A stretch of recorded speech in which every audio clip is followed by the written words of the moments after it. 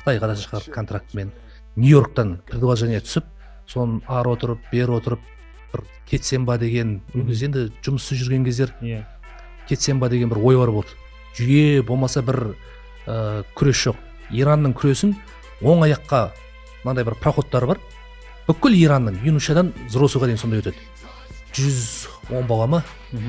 Союздан бүкіл неден алып 110 бала алып келген. Сол жерден өтірік айтпасам 102 ма 103 адам жүрек перегрузбен кеткен. Ол жаттықтырушы деген сенің өзіңнің туған әкеңнен жақын болу керек қой. Егер Гатсалов мықты тренер болса, қасиет жібермейтін еді. Сол кезде менде бір салмақта 3 бала болды.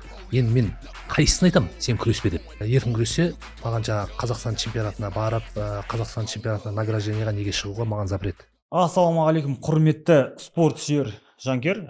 Бүгін біздің қолда подкастымыздың кезекті қонағы Олимпиада 2012 жылғы Лондон Олимпиадасының қола жүлдегері, 2017 жылғы еркін күрестен Азия чемпионы Ақжүрек бауырымыз, қош келдің. Қош келдік. Бауырым, енді өзіңнің атың елге мәлім, оған ешқандай спор күмән жоқ. Бірақ ол жолға, сол жетістікке жетудің жолы, мен спортшы ретінде білеміз. Ол қай спорт болсын өте қиын. Қиыншылықтардан тұрады, өзіндік бір сынақтардан тұрады. Білемін, сенің де ол спорттық мән салыңда біршама сынақ кезеңдер өтті. Бүгін енді қаншама жастар көріп отыр бізді. Сенің енді ол жетістіктерінен ғана емес, сол басында өткен сынақтардан бастап сабақ алса дейміз да. Сол жайлы кішкене тоқталып өткіміз келеді. Сенің енді күресті бастауыңа себеп болған кезеңнен бастап енді шыққан жеріңе сонда бір киелі жер. Енді Қазақстанның ішінде ең результат бойынша, нәтиже бойынша, Олимпиада мен әлем чемпионаты бойынша нәтиже бойынша менің ойымша ол Тұрар Рысқұлов ауданы, яғни Тұрар Рысқұлов ауданы. Мынау Қазақстанда ең көп олимпийцтер шыққан ауыл болып саналады.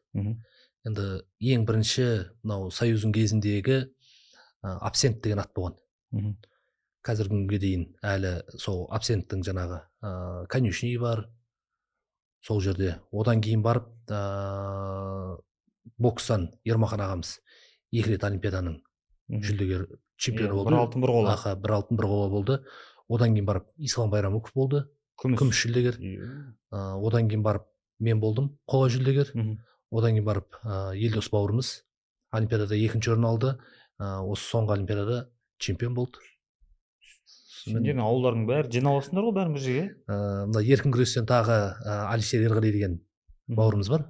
Осы соңғы Париждегі олимпиадада 97 салмақта күрескен.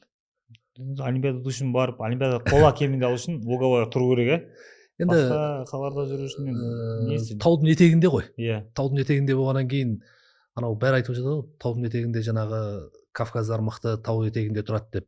Сол сияқты енді соның бір несі шығар, Алла тағаланың беріп қойған, сол жерге бір береке берген ғой. Береке беріп сол жерде. Әйтпесе сол таудың етегінде көптеген ауылдарда бар ғой. Негізі түбі Бауыржан Момышұлы атамыз да соның айналасында. Бауыржан Момышұлы жаңағы Шымкентке шығып бара жатқан жағындағы жақын жер ғой. Таудың етегінде, ол кісінікіде. Көршілес ауыл ғой, былай қарағанда. Көршілес, енді бір 150 километр жер. Көрші ғой. Иә. Батырлар шыққан. Енді сол ауылда бастадың өзіңе? Жоқ, мен күресті шынымды айтсам, қалай айтады, кілемге шығып жаттықтырушымен бастаған. Ол 96 жылы Надырбеков Шоқан деген жаттықтырушымыз болған. Осы Қазақстанда жалғыз еркін күрестен жаттықтырушы 2 олимпиада жүлдегерін дайындаған. Ислам Байрамуков пен мен дайындаған. Екеуіңде бір бапкер екен ғой. Екеумізде бір бапкер. Бірақ ауылда жүрген кезде өзім әкем еркін күреспен айналысқан ғой. Сол жерде енді күнде үйде жаңағы жаттығу жасады. Соны жаңағы кілемдер төсеп қойып, жаңағы Союздың кезінде кілемдер ғой, сары мақта сияқты болып тұратын. Сондайда үйде жатып, жаңағы әкеммен бірге жаттығу жасаймын. Соны көшеден өтіп бара жатқан, енді көшеде көп ойнайды ғой, асық ойнайды. Солар шақырып алып, әрқайсысымен бір күрестіріп, бәрін ұта бергеннен кейін енді ауылда кішкентай ауыл ғой, енді күресетін адам қалмағаннан кейін сол таразға алып барып, сол марқұм Шоқан ағайымызға тапсырып, міне осы болған сізге еті, сіздікі Ол сүйегі кез- сізге беріп ол кеткен. кездерде спорт кішкене ақылы еді ғой, ақылы емес пе? Бір неден бір 250 теңге төлеп қатысып, бір Сол кездерде бір әңгіме 200 естіп едім. теңгеден 200 теңгеден жаңағы жақсы күресетіндер 100 теңгеден, одан кейін 50 теңгеге түседі. Сондай бір кездер болған. Жақсы көрсеткен сайын. Аха. Енді мен өзім әкем жаңағы строитель болды. Жаңағы строитель болғанда строительный компаниясы емес, және өз қара жұмыс істейтін, жаңағы квачик дейді ғой, квачик болған. Сөйтіп жаңағы крыша жабады. Сөйтіп жаңағы залдың менің күреске қатысқан ақыма жаңағы залдың полдарын істеп беріп, анау цементтің үстінде болса, ол кезде бізде залда шынымды айтсам кілем болмаған, анау пойыздың ішіндегі матрастар бар ғой. Сол матрастарды үшеуден қойып бетіне ана кленка сияқты баннердің. Ол кезде баннерде ондай мықты емес, төсеп қоятын да, и соның үстінде жасайтынбыз. Анау бетон ертең адамға зиян ғой. Сол кішкене зиян болмасын деп ағайымыз жаңағы тақтайдан пол істеп, амортизация болатындай қылып, сөйтіп сол полдарын әкем істеп беріп.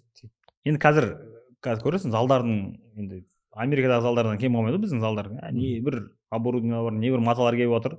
Бірақ сол біреулер енді айтады ғой, нәтиже көрсету үшін жақсы залдың удобствосы керек деп жатады да. Бірақ сендерде қарайтын болсаң, жаңағы ислам баракум сен шығып жатсың.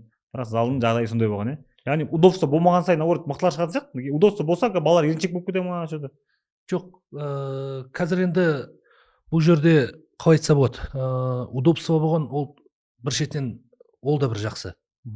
Енді удобство болмаса, жаттығу жасауда ана жерден жаңағы мениск болады, крестообразный кетеді деген сияқты көп нәрселер болады ғой.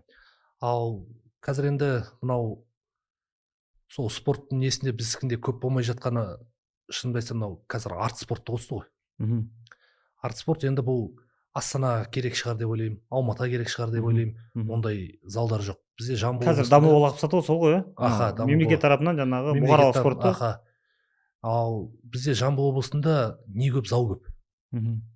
Залдар тұрдағы, сол залдарда мысалы адам толмайды, шынымды айтсам. Неге десең, бізде халық аз, бірақ спортқа қатысатын адам көп.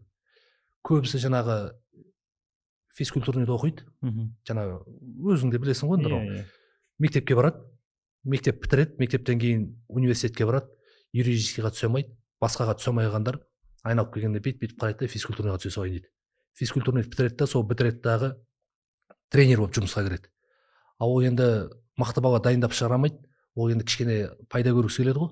Пайда көргісі келгеннен кейін жаңағы арт спортты соны шығарып алады дағы, бір жерден зал ашып алады, коммерческий ата-анасынан бір ақша алады, мемлекеттен тағы бір ақша алады. Ол жерден ол жаттықтырушы, ол тренерден шынымды айтсам олимпийский чемпион шықпайды деп ойлаймын. Неге десеңіз, ақшаға оның ниеті басқа дейсіз. Ниеті басқа ғой, енді ақшаға кетіп баратыр. Ол шын көңілімен балаға бүкіл санға істейді дейсің ғой, адам көп болу керек. Адам көп болса, ақшасы да көп болады. Жаттығуда құда күткендей күтіп алады балаға. Одан кейін жаңағы бір 3-4 тренер келісіп алады өзара. Сөйтіп дағы айына бір рет жарыс өткізеді. Басқа спортты білмеймін енді қанша екенін. Мынау кейбір спорттарда 15 мың теңге дейді старт взносы. Бізде еркін күресте 7 мың теңге солай екен старт взносы. 7 мың теңгеден енді бір 400-500 бала жарысқа келсе біраз ақша ғой. Соны анау бар, медалі бар, береді да, қалған бір 10%-тен медалін алатын шығар енді. Қалған 90%-тен ақша жасаудан жарыс болып жатыр ғой. Сапаға емес, санға жұмыс істеп жатыр. Санға жұмыс істеп жатыр ғой. Ол бар негізі, действительно. Мойындау керек негізінде. Сон енді бізде мемлекет тарапынан да қарап, қай облыстарда жаңағындай залдар көп, условиясы бар жерлерге ондай арт спортты кіргізбей қойса да болатын еді. Неге десеңіздер, ситуация қарау керек дейсің ғой. Арт спорттан енді қазір біраз былықтар шығып жатыр ғой арттарынан. Оның өзі қанша жерден көз жұмып кеткендері бар.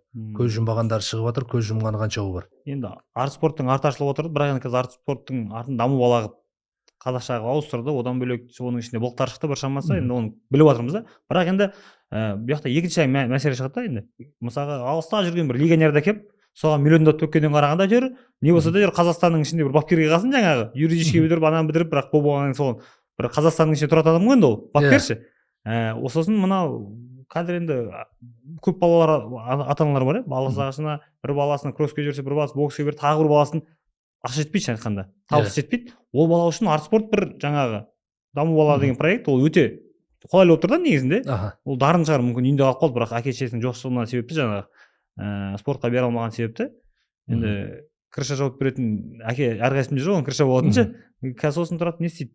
Менің баласында өкініш болады да, мен жас кезімде мүмкіндік болмады деген. Сол үшін бір жерден жаңағыда шетелге легионерға кеткен ақша артспортқа кетсе бір жерден жақсы деген ел арасында сондай бір не бар да, сөз бар. Оған не дейсің? Енді ол өте дұрыс нәрсе. Шетелге бізде еркін күрестің өзінде қаншама адам алып келді, қанша жаңағы көкірегін аспанға қаратып ұрады. Ойбай, мен осындай олимпиадада осынша медаль бергенбіз еркін күрестен деп. Егемендік алғалы бері 3 медаль бердік. Бірақ әңгімелерін қара, қанша миллиардтаған ақша кетті осы еркін күреске. Бірақ берген 3 медаль ғой. Иә. Бірақ бәрін айтатын жаңағы кезінен бастап, мынау мен білетін кезден бастап ала берейінші. Геннадий Валиев, Таймураз Сегеев. Осетин емес пе? Осетин. Иә. Одан кейін кім 120-ға күресті? Муталимов деген Марит. Сана Артас. Оның бәрі келгенде мемлекеттің халықтың налогынан жаңағы түскен ақшаны алып, өзінің еліне қайтып кетеді. Біздің ақшаны алып, өздерінің елдеріне кетіп жатыр. Мұндағысын бір осындай сияқты бір сұрақ болды. Жаңағы Ақжүрек, жаңағы Нұрислам Санаев мұсылман ғой деді, неге сен қарсы шығасың деп. Сонымен қарадым, мен дінге қарсы шығып жатқан жоқпын. Болмаса мен нацияға бөлініп жатқан жоқпын. Бұл жерде вопрос, анау бала келді дағы, бұл бізден миллиондаған ақша алды, жылқы алды, үй алды, машина алды, оның бәрін жаңағы өзінің еліне ТВ-ға алып кетті ғой. Алып кетті. Алып кетті. Енді олимпиададан олимпиадаға дейін 4 жылға контракт бар, зарплата аласың. Ол контрактты үзілетіні сен егер спортты официально қойсаң, болмаса жарақат алып жаңағындай өзінің бір нелері бар ішінде. Сол кезде ғана ол контракт тоқтайды. Бірақтан осы сөзді олимпиададан келген кезде мен айтқам, сол Нұрислам Санаев. Ол дедім, күресті қойдың деп айтпайды дедім, естеріңде болсын дедім. Олимпиада бітеді, біткен күні ол күресті қойдың деп айтады дедім. Бірақ 2 күнге жатасың. 3-ші күні айтты ол. 3-ші күні инстаграмын қарасаңыздар, инстаграмда рахмет сіздерге, бәрін қойдым, мен Қазақстанда тұрам, семьямды әкелем, мен бүйтем, мен сөйтем деді. Бірақ сол адам действительно мұсылмандығын қабылдады, атын өзгертті, Нұрислам қып. Қазір оны Нұрислам деп ешкім де айтпайды оны. Өзінің еліне барғанда Сана Артас болды. Ол Нұрислам деген ол Қазақстанда қалды, қазақтардың құлағына ілді, жаңағы итальянский лапшаның мынаусы бар, макароны бар. Жоқ, гүл өсірмейді, гүл деген әдемі ғой ол. Бұл бит іледі құлақтарына. Сөйтеді дағы ақшаның бәрін алды. 3-ші күні міне мен күресті қойдым, рахмет. Егер действительно ол қазаққа жан ашып, мұсылман болып, міне мен осы елден ақша алдым ғой, осы мемлекеттің атынан шығып жағдайым істедім ғой дейтін болса, сол олимпиадаға кетіп бартқан кезде 57 килограммда именно сол Ақтөбе облысына Қартбай олимпиадаға барды, 57 килограммға Францияға. Сол кезде соған келіп партнер болып көмектесетін еді. Егер действительно жан ашқан адам болса, мен анау артындағыларды санамайын, олардың даже залға кіріп қазақтармен қолынан келіп тұрған көмегіңізді бере алмайсың ғой, қолынан келіп тұрған көмекті бермеді да. Сөйтеді да, біздікілер жоқ, сен бөлінесің, сен бүйтесің деп. Мен бөлініп жатқан жоқпын, мен шындықты айтып жатырмын. Шындықты айтқан ол ешкімге ұнамайды, мен білем оны. Ол шындықты қанша жерде жүріп жатырмын, айтып жатырмын, ол ұнамайды ешкімге. Енді мен біреуге ұнасын деп оны айтпаймын ғой. Мен өзіміздің болашақ, өзіміздің Қазақстаннан шыққан қара көздеріміз олимпиада әлем чемпионы болып, шет мемлекетке ақша кеткенше өзіміздің елде қалса екен дейді. Барып сол даже чемпион болмаса, призер болмаса, сол ақшаны барып олимпиададан барып көз көріп келген бір қазақ артық қой негізі. Ол орын алмай қалса да, былай қарағанда, енді ол біздікі емес та, енді ол қонақ қой, былай қарағанда келді, кетті. Енді орында бір қазақ барсын, бір сол олимпиаданың олимпийский базасына тұрып, кішкене сояқтың тамағын жеп берсінші, біз үшін бір қазақ келіп, мына ауылдасында бір 10 балаға болсын айтып берді, олимпиаданың буыншы. Олимпиада қалай болды, кіммен жолықты, олимпиаданың аурасы қандай екенін айтып береді. Сол өзіміздің қазақтың тілінде айтып, барған жерінде түсіндіріп береді. Өз болса да кейін отыратын бір оқушы жасауы мүмкін да, сол олимпиададан көрген адамшы. Олимпиададан көрген адам, олимпиаданың аурасы деген, шынымды айтсам, қанша спортшылар бар? Әлемді қанша рет ұтқан, Азияны ұтқан, жаңағы Европаны ұтқан деген сияқты. Бірақ олимпиадада 3-ші орын алмай кеткен спортшылар бар. Армандайды, бүкіл медалімді қойып, мен осы жаңағы олимпиада медалі болса екен дейді. Енді менде де Аллаға шүкір үйде Азияның да мирдің да медалі тұр, бірақ олимпиаданікі ол ерекше көрінеді. Анау американец бар ғой, Сухидо. Иә. Соған айтады ғой жаңағы, мына UFC-дің поясы саған жақын ба, артық па, болмаса олимпиаданың деп. UFC дейді, мен любой уақытта келіп отыра саламын дейді. Бұл проблема жоқ дейді.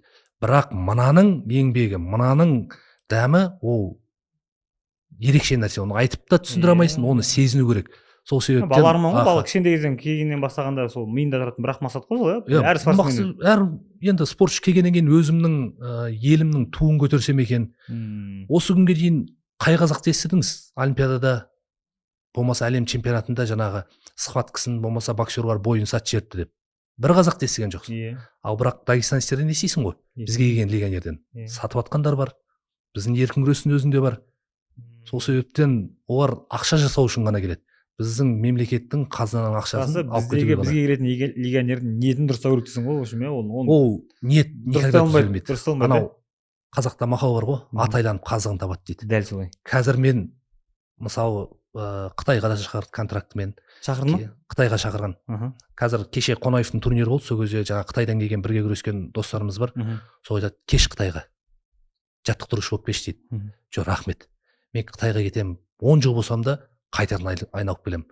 Мынау бокстың өзін алсақ та Дамир Буданбеков ағайымыз, міне жасы келген кезде келді ғой, ат айналып қазығын табады.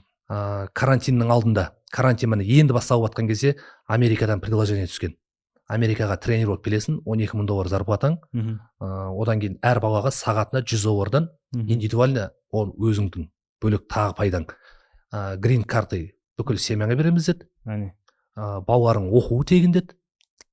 Тамағың тегін. Еңбекті бағалау біледі деші. Тек қана киімді ғана сатып аласың деді. Ана спорт киімдерін тағы тегін береді. Тек қана анау выход киімдерін сатып аласың, қалған бәрі тегін деп Нью-Йорктан предложение түсіп, соны ары отырып, бері отырып, бір кетсем ба деген, енді жұмыссыз жүрген кездер кетсем ба деген бір ойлар болды.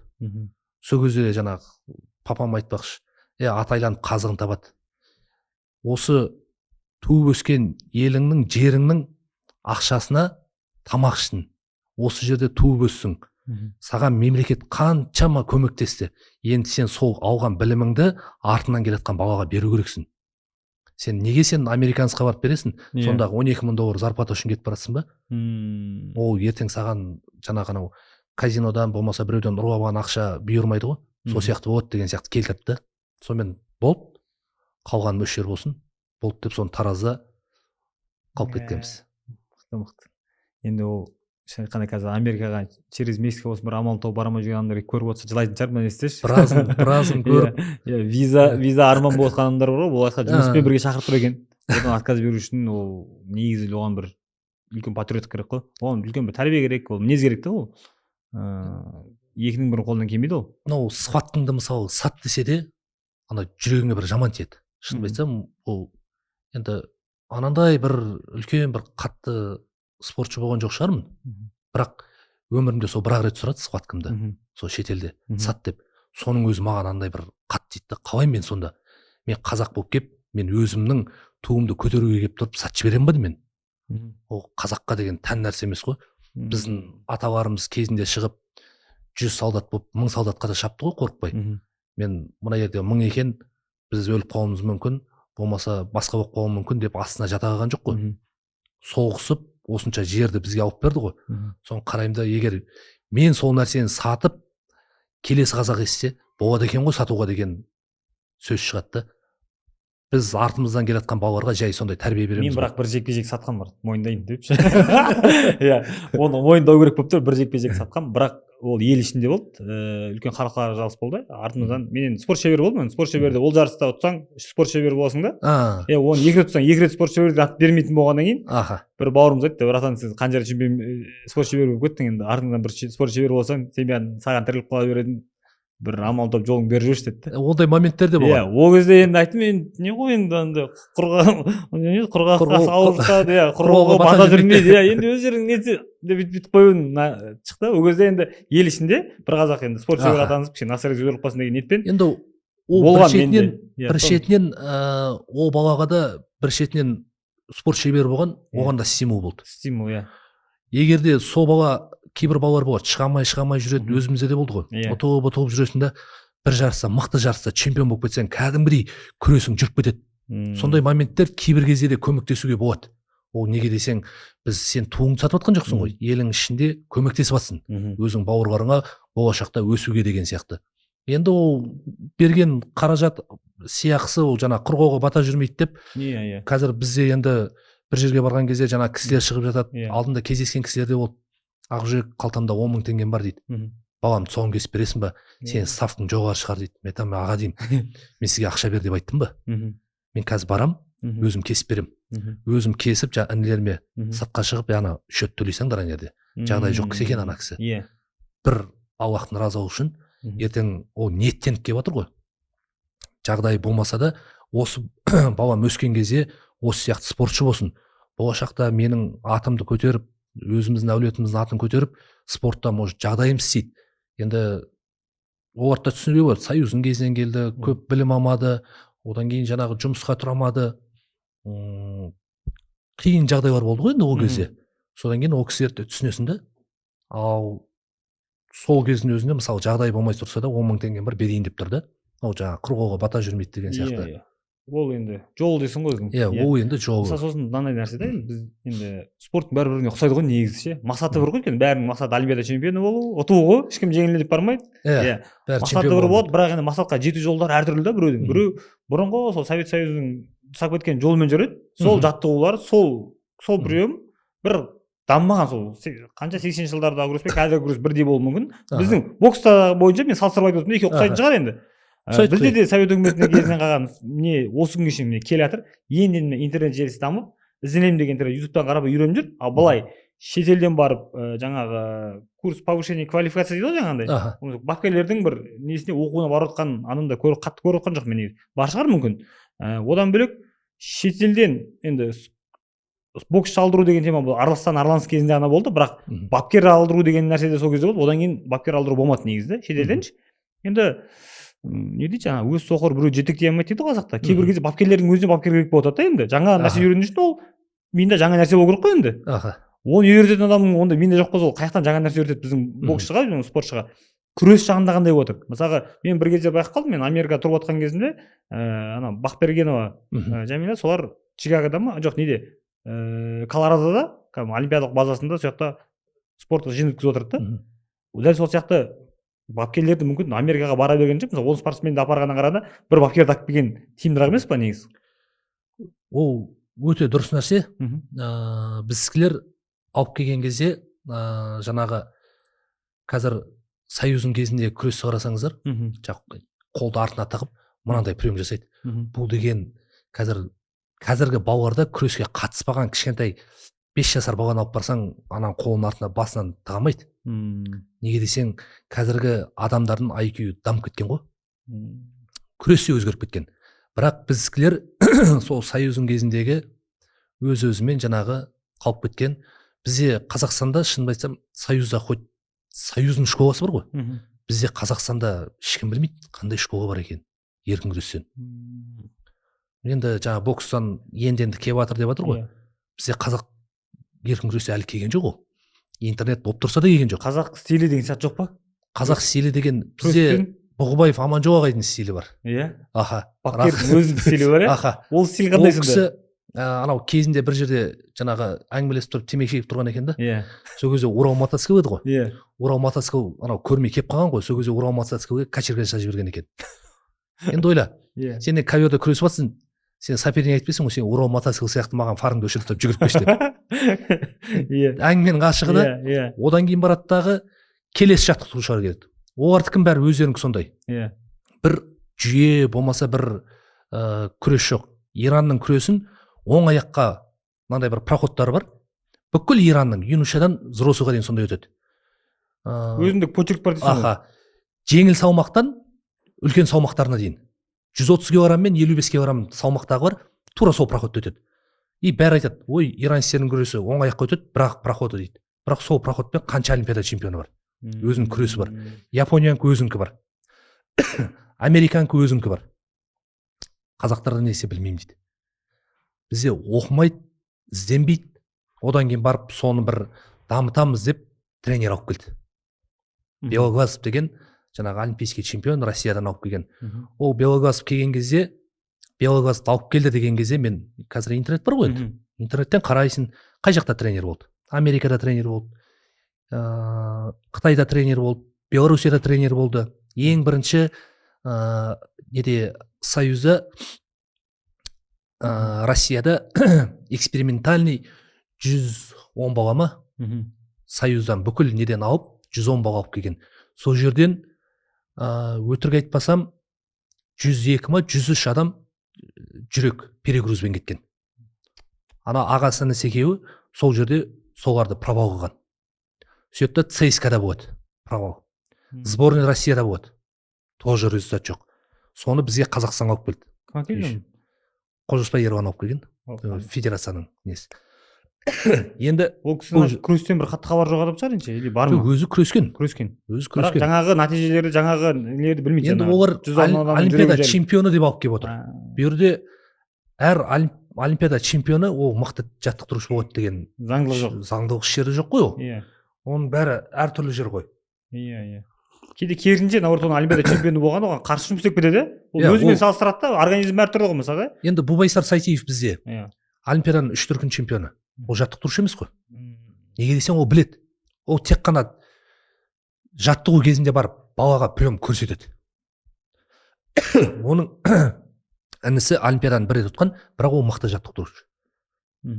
Енді қарасаңыз, әр адам өзінкін орыстарда сезінеді. Мен жаттықтырушыға қатты таппаймын. Мен лучше жаңағындай тренировка уақытында көрсетіп отырайын дейді. Белоглазовты алып кеп, соны жаңағы Астанада молодежьдан ба, юношадан Азия чемпионаты отыр. Соны жаңа менен сұрайды. Жаңа қазақтар шақырып, Ақжүрек, Белоглазовтарды алып келдік дейді. Құда қаласа, қазақтар өсеміз дейді. Сосын мен айтамын, сіз қалай өсесіз деймін. Сіз бірінші анау тренердің деймін, бізге келген кезде, келгенге дейінгі результаты не болды деймін. Хотя бы олимпиадада бір қола жүлдегер берді ма деймін. Ой, сен үйсіп шығасың, сен нацистсің, сен жаңағы оппозиционерсің дейді. Мен айтамын, аға, сіз бұл нәрсені шатастырмаңыз. Менің Чешеннен де досым бар, Қырғыздан да досым бар, Өзбектен де досым бар, түрік достарым бар, семейіне араласамын, орыс достарым бар, семейіне араласамыз. Мен достарым бар. Мен сонда қалай нацист боламын?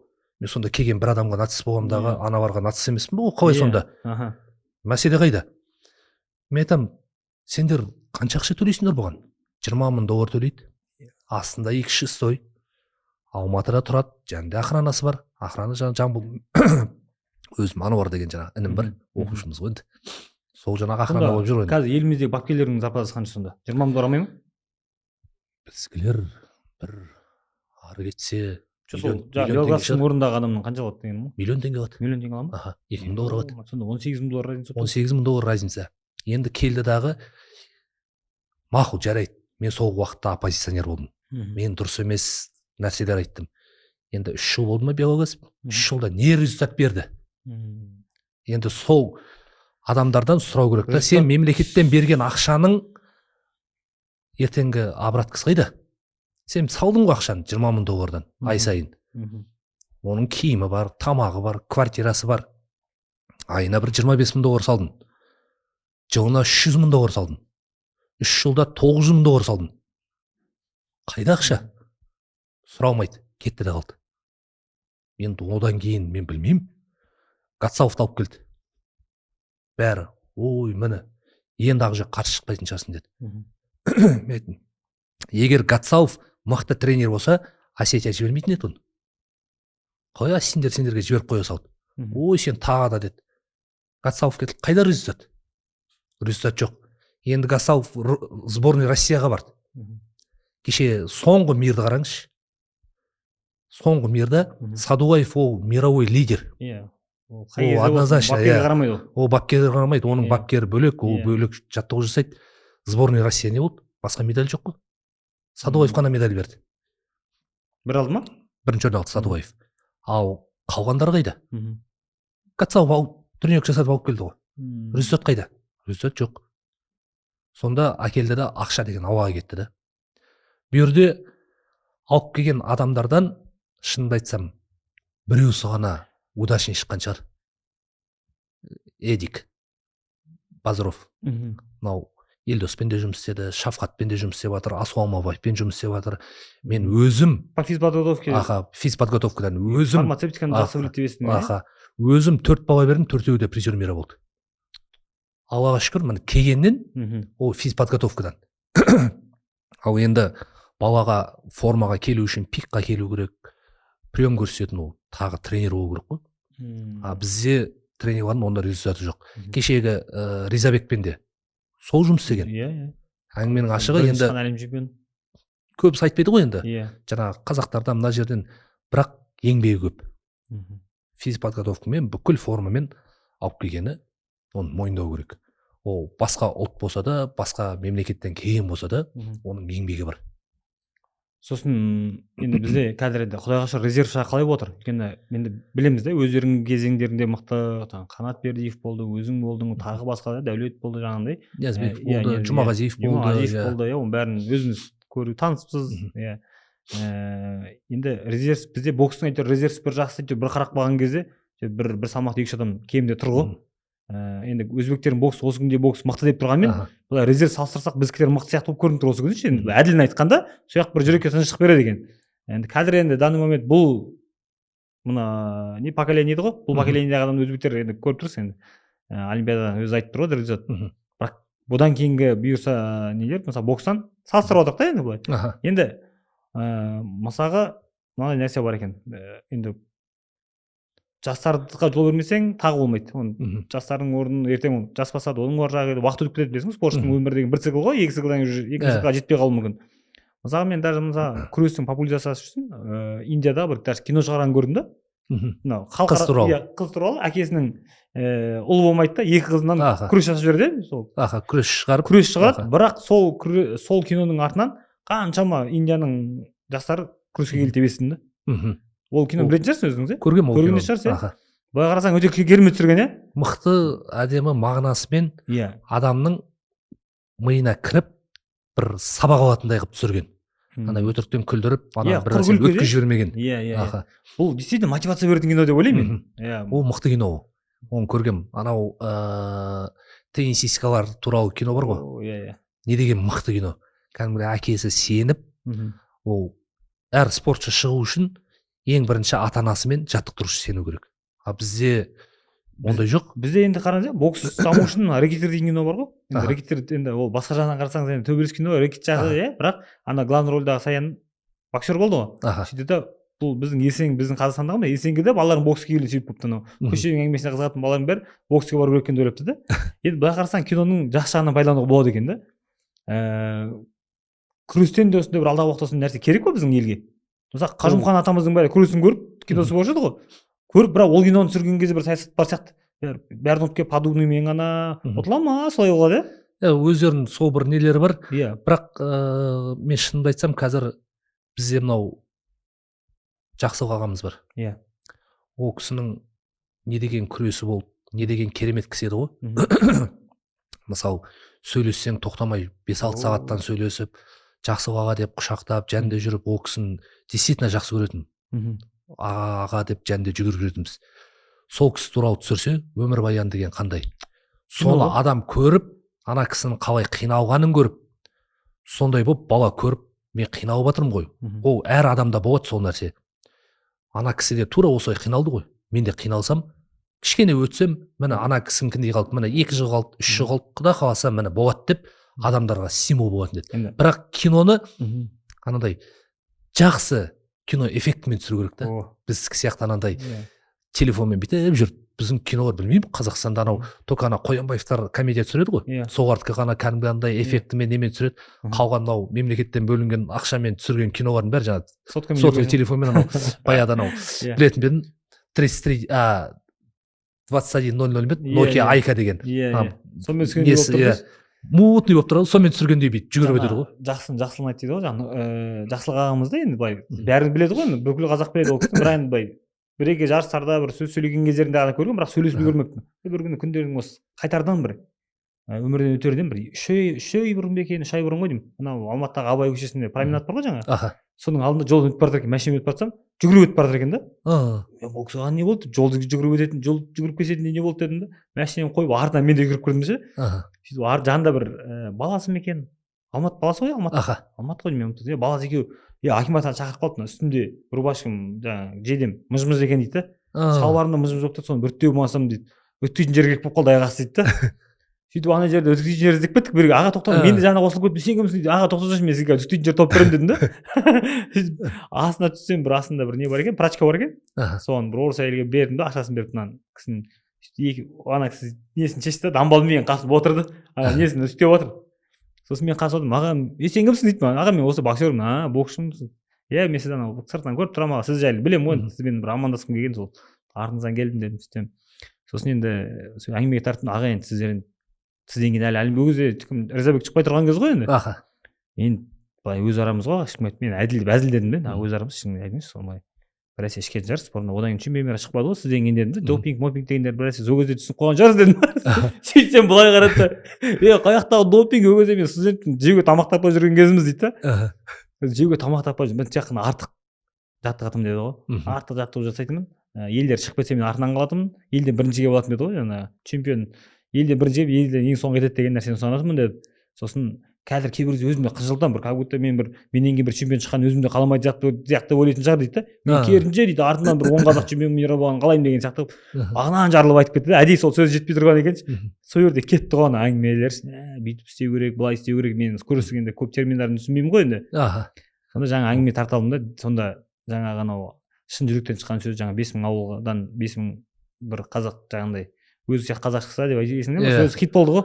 сол сөз қатты хит болды. Ол кісі әлем чемпионы, олимпиада чемпионы қазақтан шықса екен деп қатты армандады ол кісі. Армандады, бұқасын алып келіп сойып сбордың кезінде күресіндер әрдайым жарысқа кетіп барған жаңа Алтай Танабаев деген ағайымыз бар. Мен олимпиадаға алып барған керемет кісі. Адамгершілігі де бүкіл нәрсесі, жаңағы анау біреулер айтып жатады, ой көп күреспеген ғой, бізде қазақта білесіз ғой, іштен шыққан жау жаман ғой, ой анау мынандай ғой, ой мынандай ғой деген әңгіме бітпейді. Өзінен басқа ешкім басынан асырғысы келмейді. Сон ана Алтай ағайымыз қалай айтса болады, адаммен жұмыс істеу қабілеті жоғары адамды. Адам тани біледі, адаммен қалай подход болу керек. Сол кісі постоянно сбор болған кезде Жақсылық ағамыз алып келеді. Ой ағай жүріңізші деп алып келіп, Жақсылық ағамыз бұқасын сойып береді. Алтай ағайымыз өзі бір бұқасын сойады. Ол кісінің жағдайы бар кісі. Жаңағы ақжүрек давай, ақжүрек мынаны іш, мынаны бүйт деп, жаңа олимпиаданың алдында бірінші қазақ жаңа мен ғана болғам. Мавлет Батыровтардың бүкіл әулетін ұтқан. Адам Батыровтан басқасын бәрін ұтып алғам. Бүкіл інілерін бәрін ұтып алғам. Мавлет Батыров жаңағы 2 олимпиада чемпионы ғой. Соны ұтып алғам. Ақжүрек мен саған сенем, сен чемпион боласың, Ақжүрек былай деп, ана кісі жәнімен қалмай, тамағын қалай, салмағын қалай, бәрін сұрап, ол жаттықтырушы деген сенің өзіңнің туған әкеңнен жақын болу керек қой. Жарысқа дайындалып жатқан кезде ол сенің әкеңнен жақын болу керек. Сенің жан дүниеге кіріп, сенің жағдайың қалай болып жатыр, қалай ұйықтадың, қалай тұрдың, қалай тамақ іштің. Сонда Жақсылық ағамыз әр сборға келетін ба? Сборға, постоянно сборға алып келетін. Енді қараңыз, мына мотивация беруге. Бұл үрдісте мына Өзбекстанның бокс құрама командасы, мына өздеріне енді былай қарағанда келіп, мына көрші тұрған Түркістанға келіп, Бекзат ағамыздың үйі бар ғой жаңа, Сатырғанов ағамыздың үйі бар. Сырлыкүл дейтін жаңа мамасы бар, анасы бар ғой, сол анамыздан бата алады екен ғой.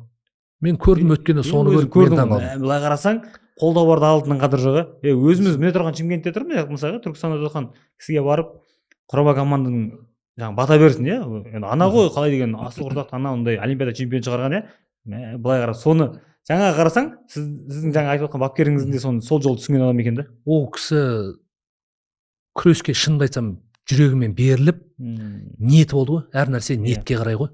Алла тағала оның шын ниетімен, шын жүрегімен келгеннен кейін, сол жаттықтырушы болған кезде сол жылы олимпиадада бірінші рет алып келді, сол кезде результат бергізді. Олимпиадада сол кезде бірақ легионер барды, Шапиев қана. Ол ұтып қалды. Қалған Дәулет Ниязбеков 3-ші орынға күресті. Дәулет Шабанбай 3-ші орынды берді, одан кейін оған анау допингтен ұсталып 3-ші орынға күрескен сол кезде. Мен жаңағы 3-ші орын алдын қарап тұрсаңыз, 3 қазақ уже жетіп тұр, уже кеп тұр. Сол кезде сол жаттықтырушы осы балаларды дұрыс подходпен алып келіп отырды. Ешқайсысын жаңағындай іштен шыққан жау жаман демекші, жаңағы ішіндегі шыққан жаудың бәрін басын жауып отырды.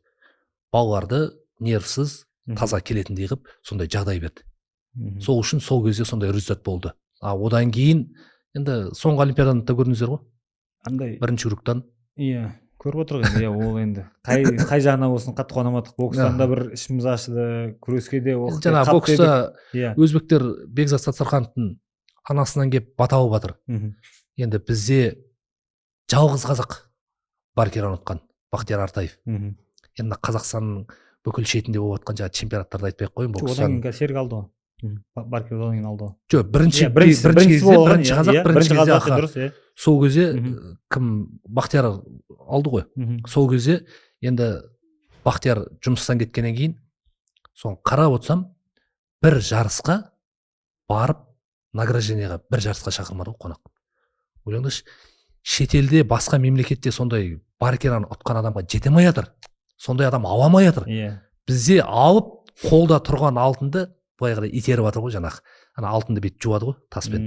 Сөйтіп ана ішінен алтынды алады да тасын лақтырады ғой, бұны бүйтіп жуды дағы. Мына бірақ алтын ғой, лақтыра салайықшы деген сияқты. Сыртқа қарай итеріп қоя салды. Тұр ғой өзіміздің ішімізде. Жақсылық ағамыз тұр күрестен, бокстан Бақтияр Артаев тұр. Қазір мен дзюдодан Елдос Сметов. Елдос Сметовты мен кеше олимпиадаға дейін соңғы жаңа прикидкасында да мен болдым.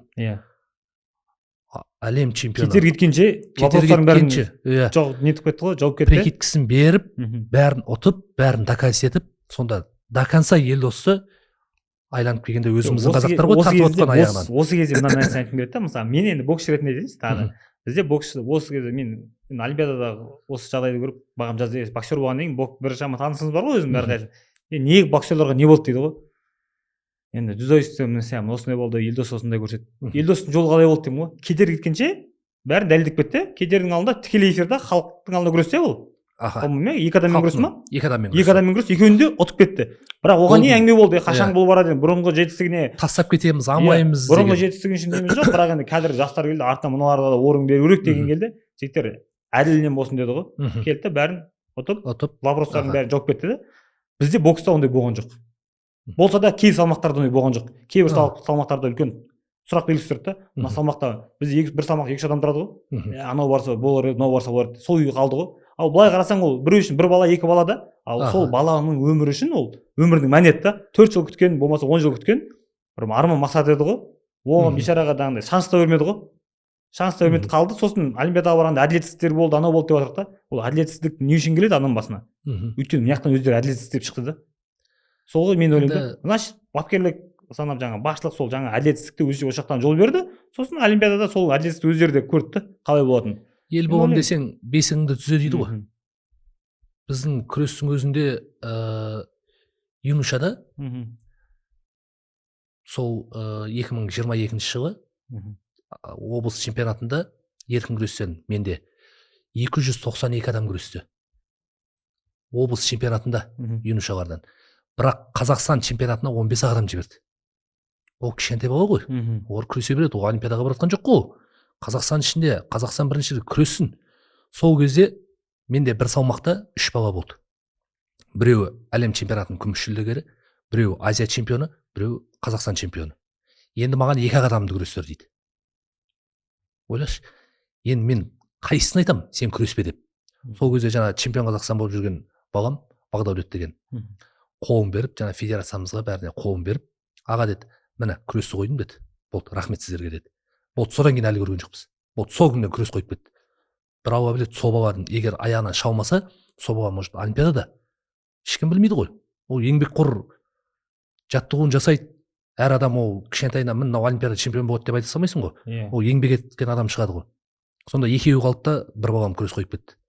Одан кейін кеше әлем чемпионатына 23 жасқа дейін анау Атыраудың баласы, шынымды айтсам мен танымаймын, мен еркін күресте маған жаңа Қазақстан чемпионатына барып, Қазақстан чемпионатына награждениеға неге шығуға маған запрет.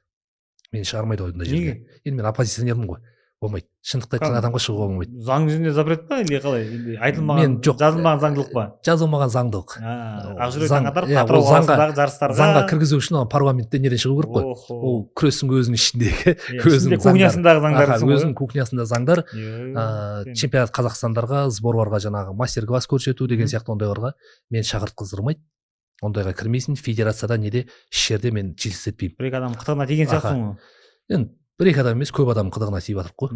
Көп адамның жаңағы өтіріктерін, былықтарын дейді ғой. Артынан шыққан. Оны кім айтады енді? Ол енді былай ғой. Еламан жұртынышта. Мен алдымдағы ағаларым да бар да. Иә. Олардың ешқайсысы айтпады да бұл нәрсені. Сол айтпағаннан осындай нәрсе бола берді.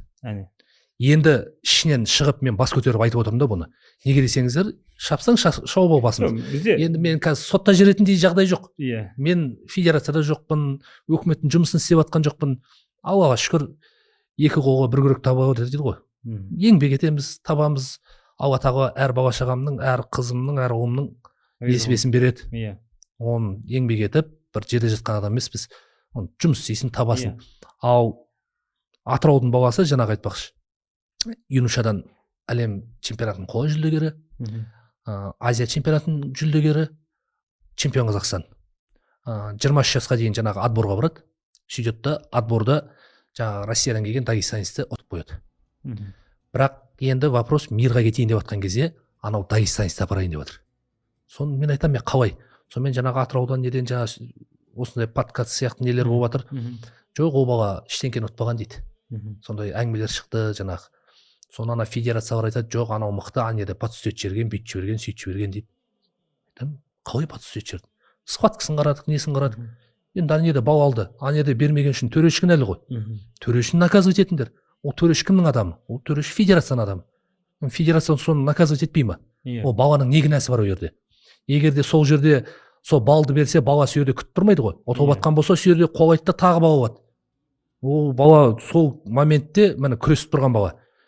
Бірақ әлем чемпионатына соның ата-анасы шықты маған. Ақжүрек осындай шындықты айтасын, не қыласын, көмектесші деп. Соны жаңа инстаграмыма салып, парламенттегі жаңа депутаттарымыз бар, Ардақ ағамыз бар, Данияр Қасқарауов ағамыз бар, бәрін отмет еттім. Халықты көтердім. Қалай бұл?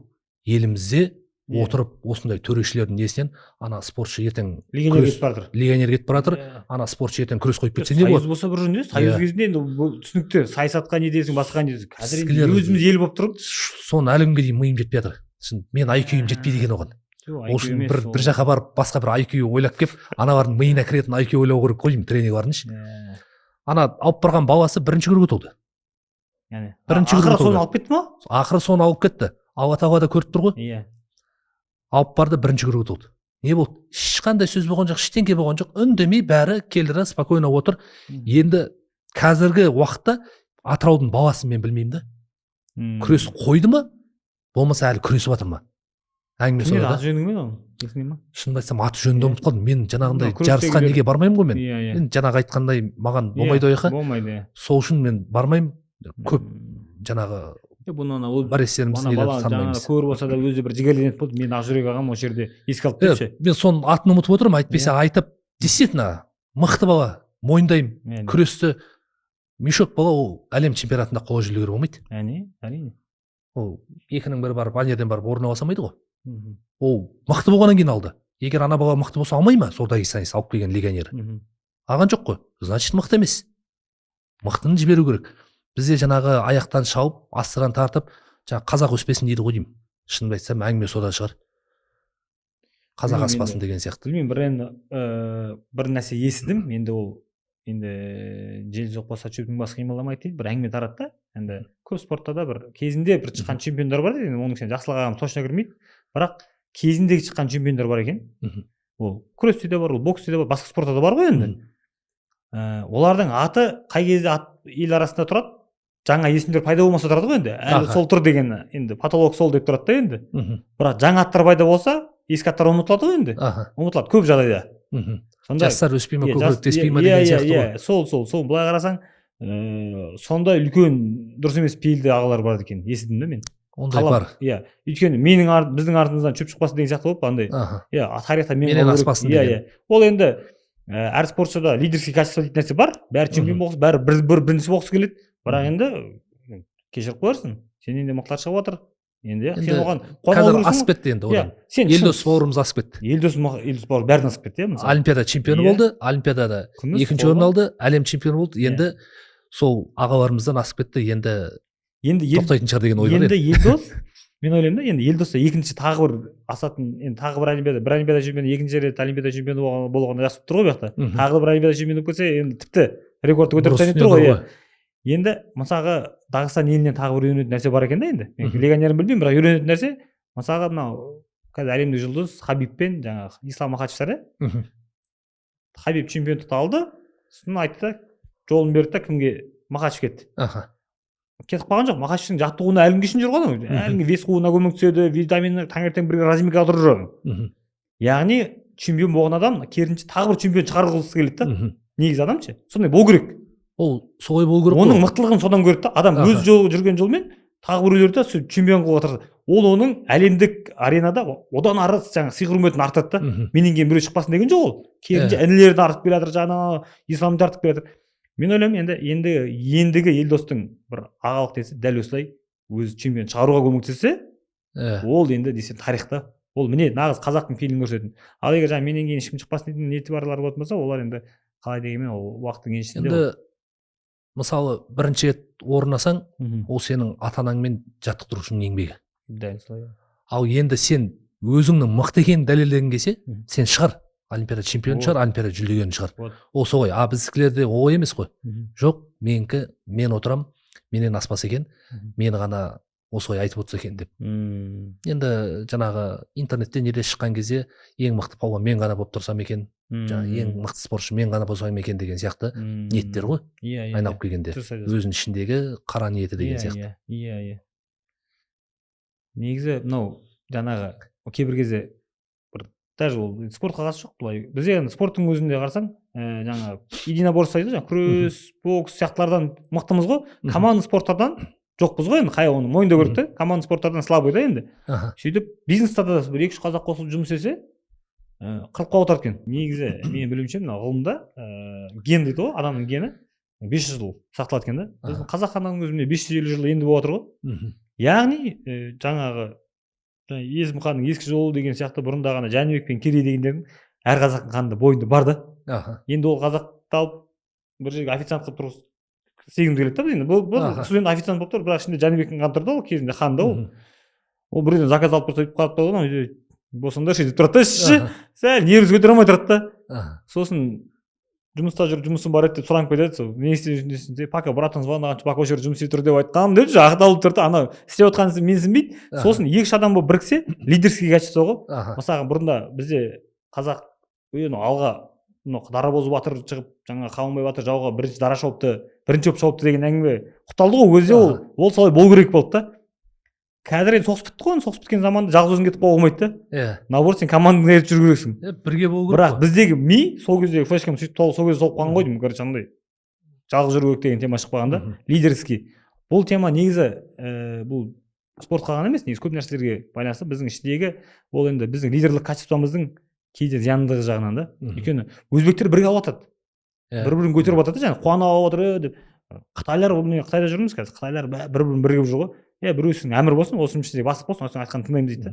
Біздің қазақтың ішінде сен тұр мен айтайын деген жігіттер көп болып тұр да. Ол енді шыны керек өзіміз оларға зиян тиіп жатыр. Өзімізге зиян тиіп отыр. Ол жақсы жақтары да бар шығар, бірақ енді көш жүре сөйлейді ғой, бірде-бір осы жақтарды түзеу керек сияқтымыз енді.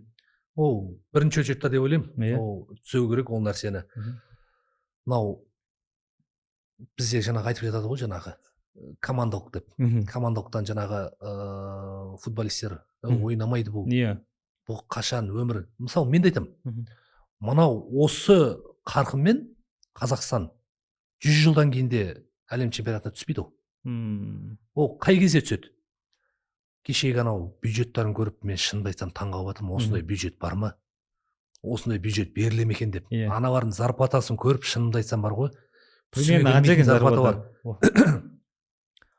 40 миллион, 60 миллион зарплата деген анау жылдық па, айлық па? Айлық зарплатасы. Анау деген, мен шынымды айтсам, мен бір жыл жұмыс істеп таппайтын шығармын енді. призер олимпиада болып келіп мен бір жылда ондай зарплата алмаймын мен. Аналардың зарплатасы деген 40 миллион кетіп қалған. Енді қарап тұрсаң 40 миллионды кім алады? Легионер алады ғой тағы да. Қазақтардікі 2000 доллар. Одан кейін қалай ішпейсің деп қойсы. Бір командада 21 адам отыр, бір командада 21 адам отыр. 21-дің 10-ы легионер болса, 11-і жаңағы қазақтар ғой. Қазақтар 2000 доллар, легионерлер 20 миллионнан жоғары қарай ғой. Енді ойлап, мынау қазақ қашан ойнайды мынаның зарплатасын көріп. Мен мынау қазағым мен өзім сындырып жатыр ғой дейді ғой. Сөйтті, ол жерде бизнес қой. Олардың футболдың да несіне кіріп, мен енді анау басың сұқпайтын жер жоқ менде. Бүйтіп жаңағы өзім оппозиционер болғаннан кейін. Өз еліміз ғой, өз еліміз болған. Оппозиционер болғаннан кейін кірем, ана жерге де, мына жерге де жаңағындай. Енді мемлекеттің емес, спорттың жаңағындай осындай ақша жейтіндердің оппозиционерімін да. Оппозиционерліктердің кезінде революционер болып кетірмейді, орнына өзің келіпші, кеде оппозиционер жақтасын. Сол кезде аналарды көріп жаңағындай подъемный дейді, анау сол командада қалған үшін тағы төлейді. Ол ақшамен жаңағы нелері бар, агенттері бар, сонымен бөліседі, қалтасына жібереді ақшаларын.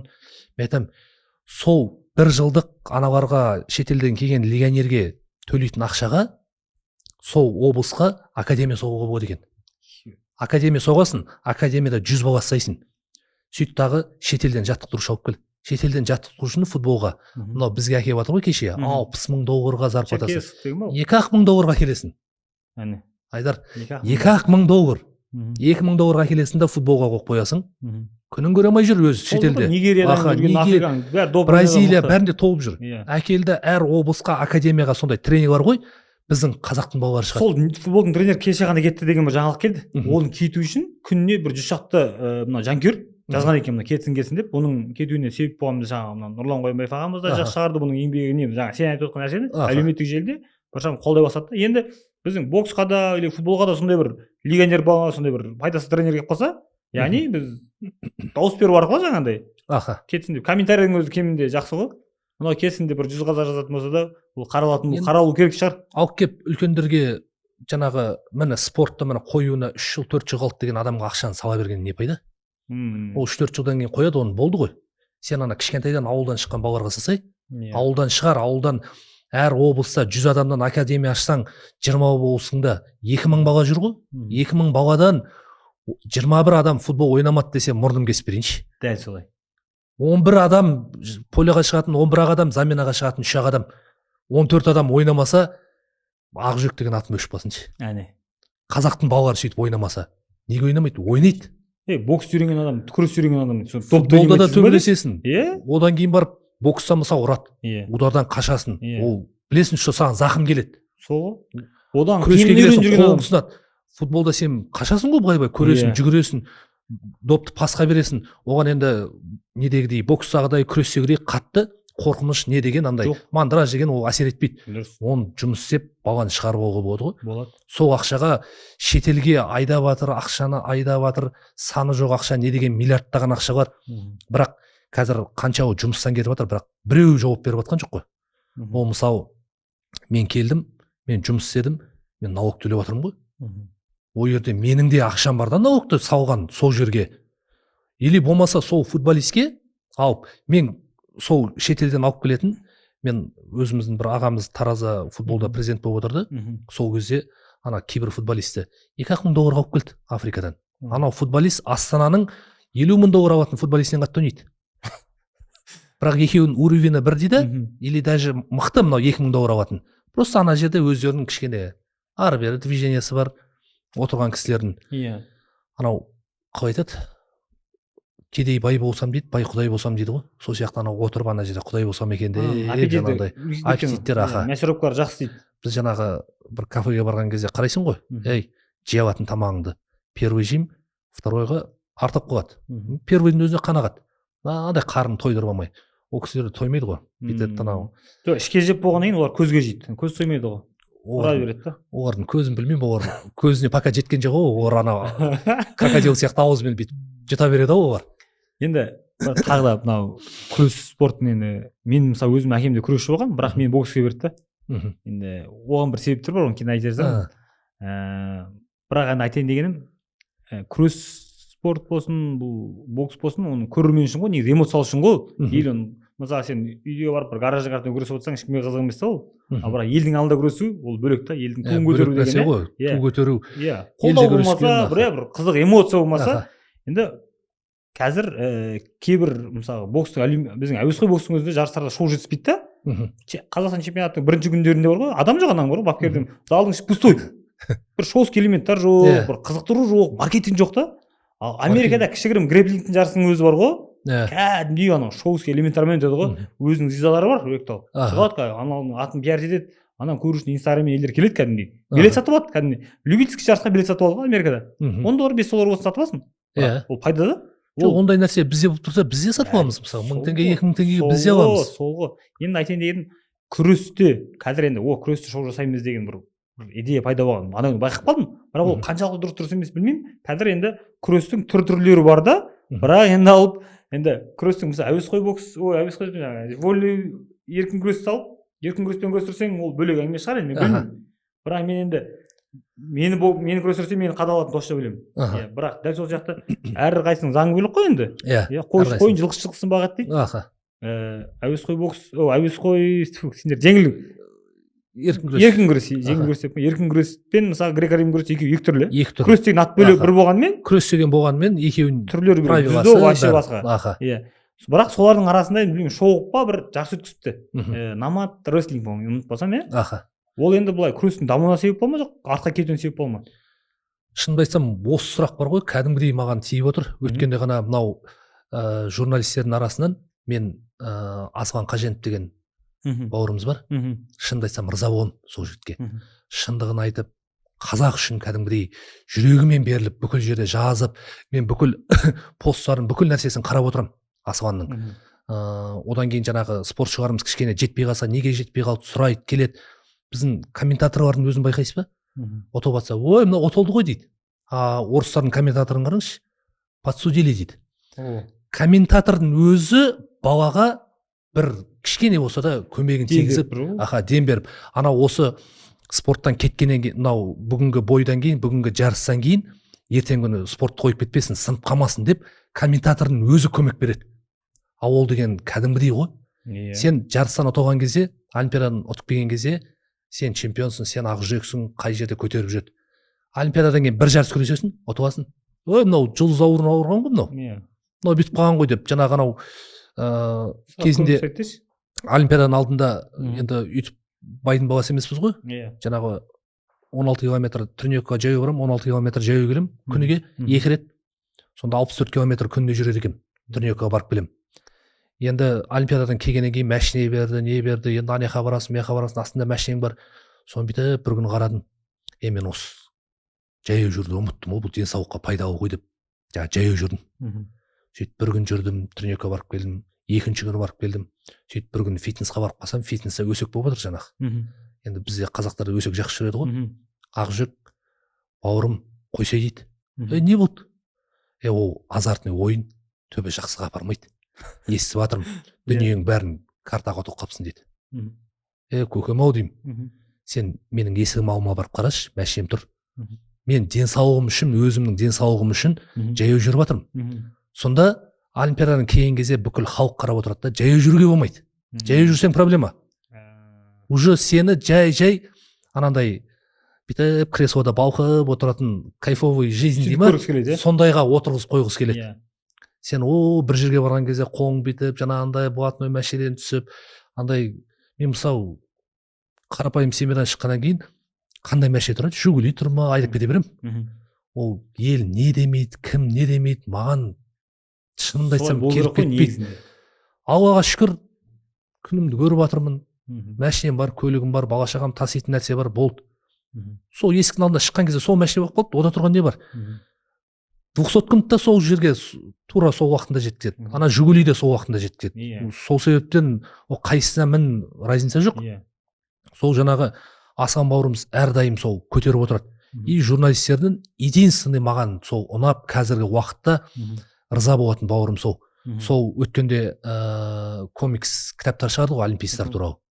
Әйтпесе бізде жаңағы Бэтмен, жаңағы черный человек деп оны Иә. человек паук деген Иә. бір нәрселерді шығарып жіберді ғой. Иә. Балалардың бәрі соны көреді. Ана Асқан бауырымыз олимпийцтардың комиксін шығарды. Иә. Не деген керемет. Көріп, сөре тұрып, ненің кітаптың открытиясына да бардым өзім. Қатты сыйлағаннан кейін жаңағы ол шынымды айтсам мына жер десе де келем. Неге десең спорт үшін ол жанын беріп тұрған бала. Сол үшін ол қай жерге кетсе де барам. Самолетпен де ұшып барам мен. Аслан сол жаңа күрес жайлы не деп отыр жаңа рестлинг. Сол жерде әңгіме болды. Иә. Мен Асқанға айтамын, Асқан ішім күйіп тұр мен деймін.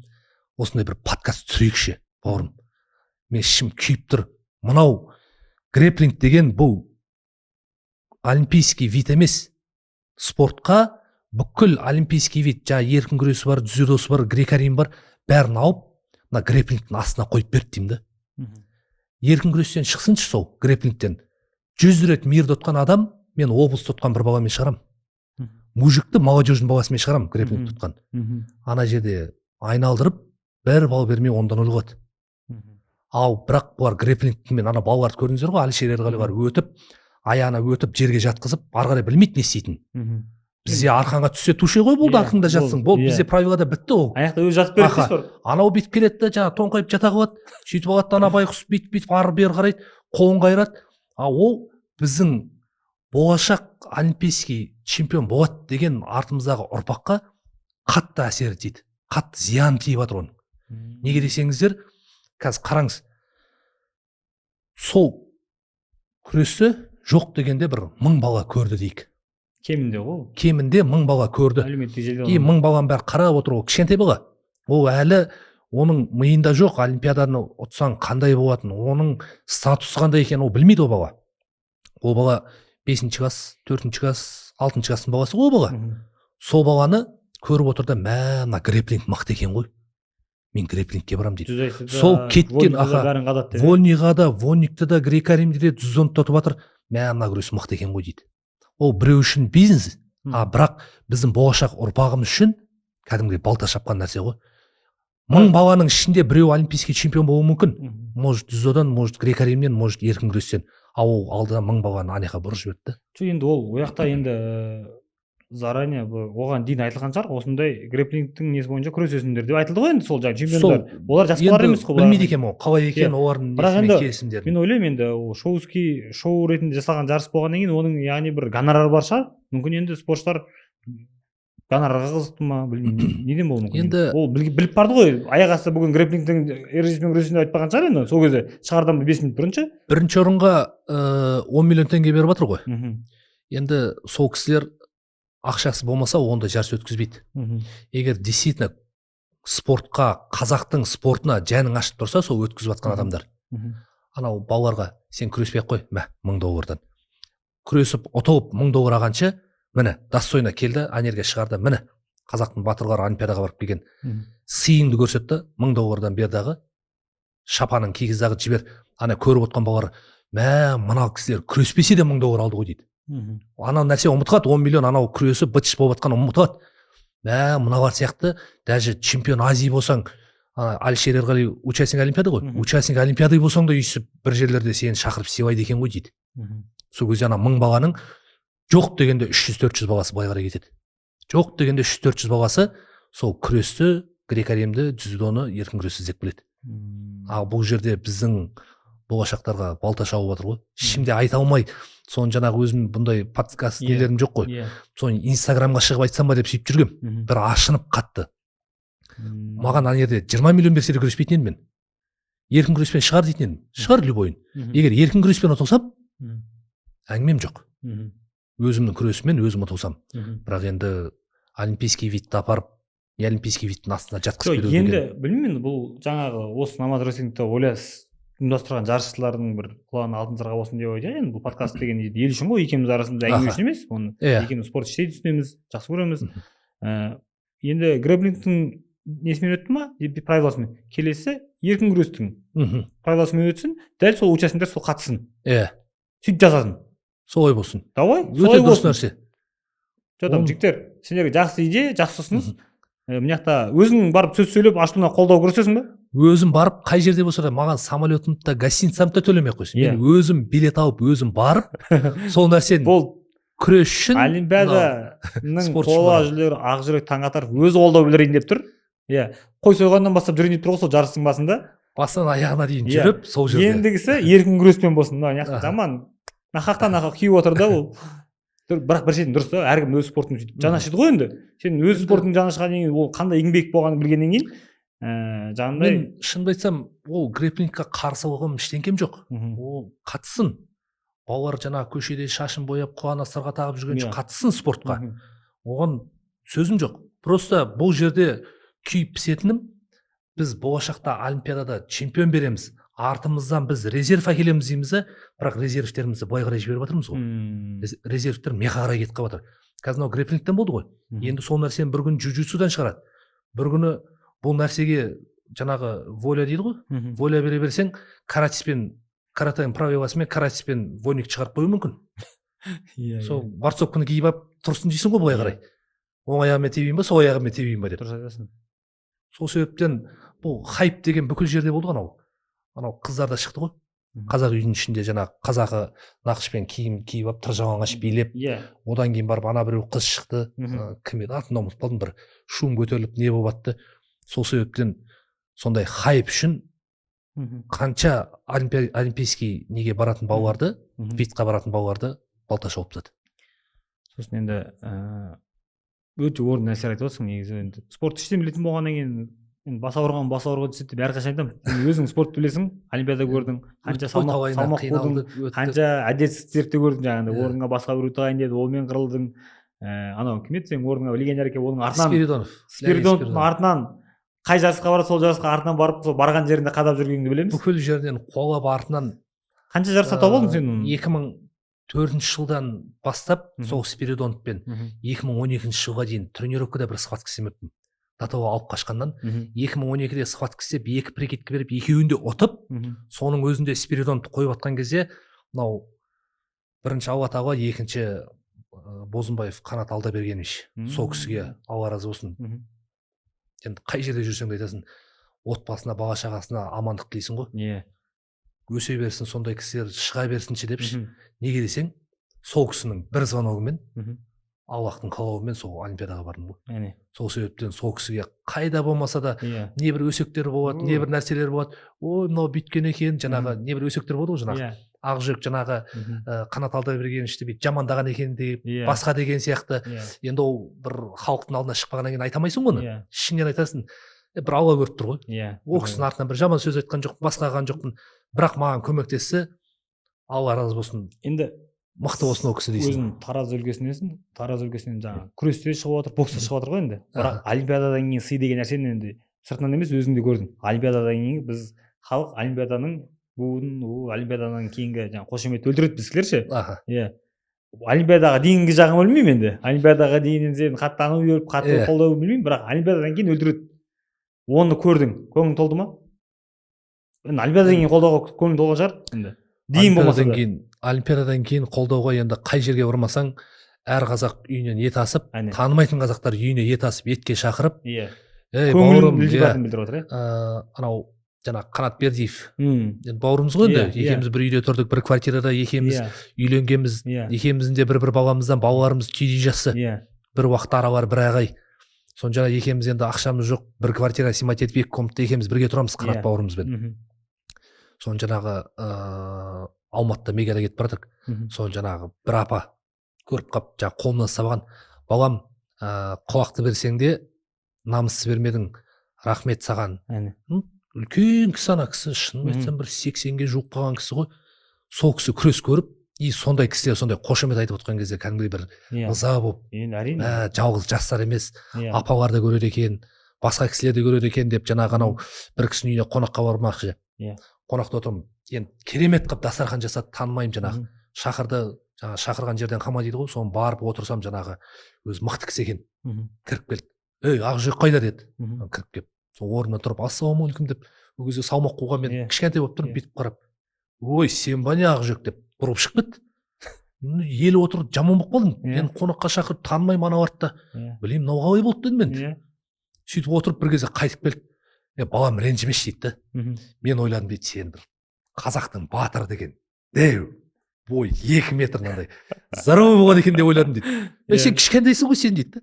Сен қалай күресің, сен ет жемегенсің ғой дейді. Сөйтіп жаңағы қомақ қылып шапанын кигізіп жаңағы кісі атын мінгізіп, мысалы танымаймын ол кісіні. Бірақ сондай қошемет жасап. Енді сенің артынан інілерің келе жатыр, мына енді ол спорт болсын, бір спорт қой жүр, бір ел көтеретін туымыз біреу болғаннан кейін ол қатты бөле жарғым келмейді.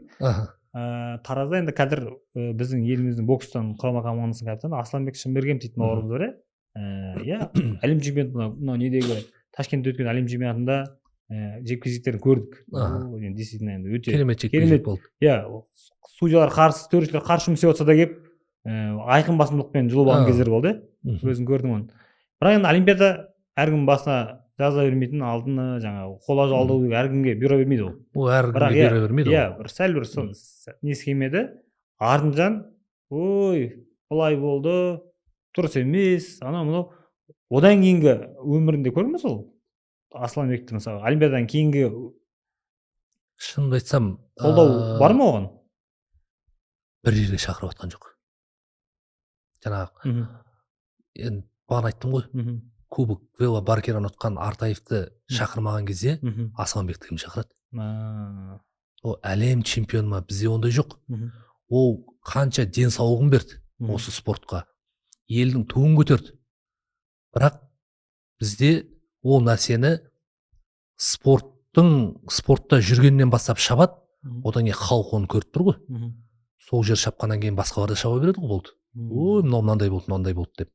Бірақ соны ары қарай пиарить етіп, еңбегі бар ғой әлем чемпионы. Әлем чемпионы 2-ның 1 болатын болса, кейбір мемлекеттер әлі қанша жыл болды олимпиададан болып жатқанына, қаншасыншы олимпиада болып отыр, қаншасыншы әлем чемпионаты болып отыр. Әлі бір әлем чемпионы болмаса жаңағы призерін алмаған мемлекеттер бар бокстан. Бар. Бірақ міне чемпион келіп отыр ғой. Болады әр нәрсе. Міне 100% олимпиада чемпионы болады дегендер өзі болады. Ол өзінің бабында келмеді. Оның алдында ана көрдіңіздер профессиональный бокспен әкелді жаңағындай. Тура жаңағындай ғой. Любительскийді әкеліп шығарып, оны бір құлатып алды. Ол мысалы тренерлердің ошибкасы деп ойлаймын. Ол Асланбекке дым қатысы жоқ, ол Асланбектің кінәсі жоқ. Асланбекті әкеп жаңағындай ғой, наматқа астына қойып бергендей, профессиональный боксерлардың алды да астына қойып берді. Может біреуге керек болды или басқа нәрсе болды. Нокаут алған бала ол жинау үшін 1 жыл уақыт керек. Олимпиада деген мін жақын қалды ғой. Жинау алмайды. Ол жаттықтырушылардың кінәсі ол. Енді жаңағы бір айтыр, бокстан олимпиада чемпионы болсаң да бақтарығымыз қолдамайды деп өзімде іштей бүйтіп күйіп жүрдім да. Неге өтеді деп. Бірақ соңғы кезде бір жақсы жаңалық келіп, Қызылорданың спорт басқармасының, жаңағы спорт туризм несі? Спорт басқармасының басшысы болды. Басшысы болды. Қазір келе сап көптеген бір өзгерістер істеп жатқанын естідім да. Қазір енді Аллаға шүкір, министр енді жаңағы Ербол Мырзабосынов Қуантайұлы ғой. Өзі күрескен, қазақша күрескен, спортта болған адам. Спорттың өзі күресіп, одан бөлек жаттықтырушы болған. Жаттықтырушылықта да істеген. Сол себептен ол біледі да, ішінен қалай екенін. Содан кейін барып Серік Сапиевті қойды Қарағандыға. Бақтиярды алып неге қойды? Қызылордаға қойды. Қарап тұрсаңыз, каждый облысқа қойып жатқан адамдар спортшылар қойып жатыр. Әйтпесе бұған дейін докторда болды. Білмеймін, бір сантехникада болмаған шығар, федерациялардың бастықшы, нелердің бастығы, басқармалардың бастығы. Бірақ қазір әйтеуір көріп қалдым да, бізде әйтеуір министрлікте дұрыс адамдар келіпті ғой. Өйткені бір легионерлерді азайтты, көп бір олимпиадалық емес спорт түрлеріне бұрында әлем ашып кеткен екен ғой. Оны да азайтып қазір олимпиадалық түрлерге акцент беріліп отыр ма, солай бір? Осы бір нәрсе дейін ба? Пенсияға шыққан спортшы милиция болуға ма? Сұрақ. Болмайды ғой, Бірақ милициядан пенсияға шыққан адам спорт школға директор болған. Одан кейін спорт қайдан өседі? Мен басқа облысты білмеймін. Мен өз облысымды білемін ғой. Одан кейін мен директорлар бар, мысалы, қандай директор, қандай деген сияқты.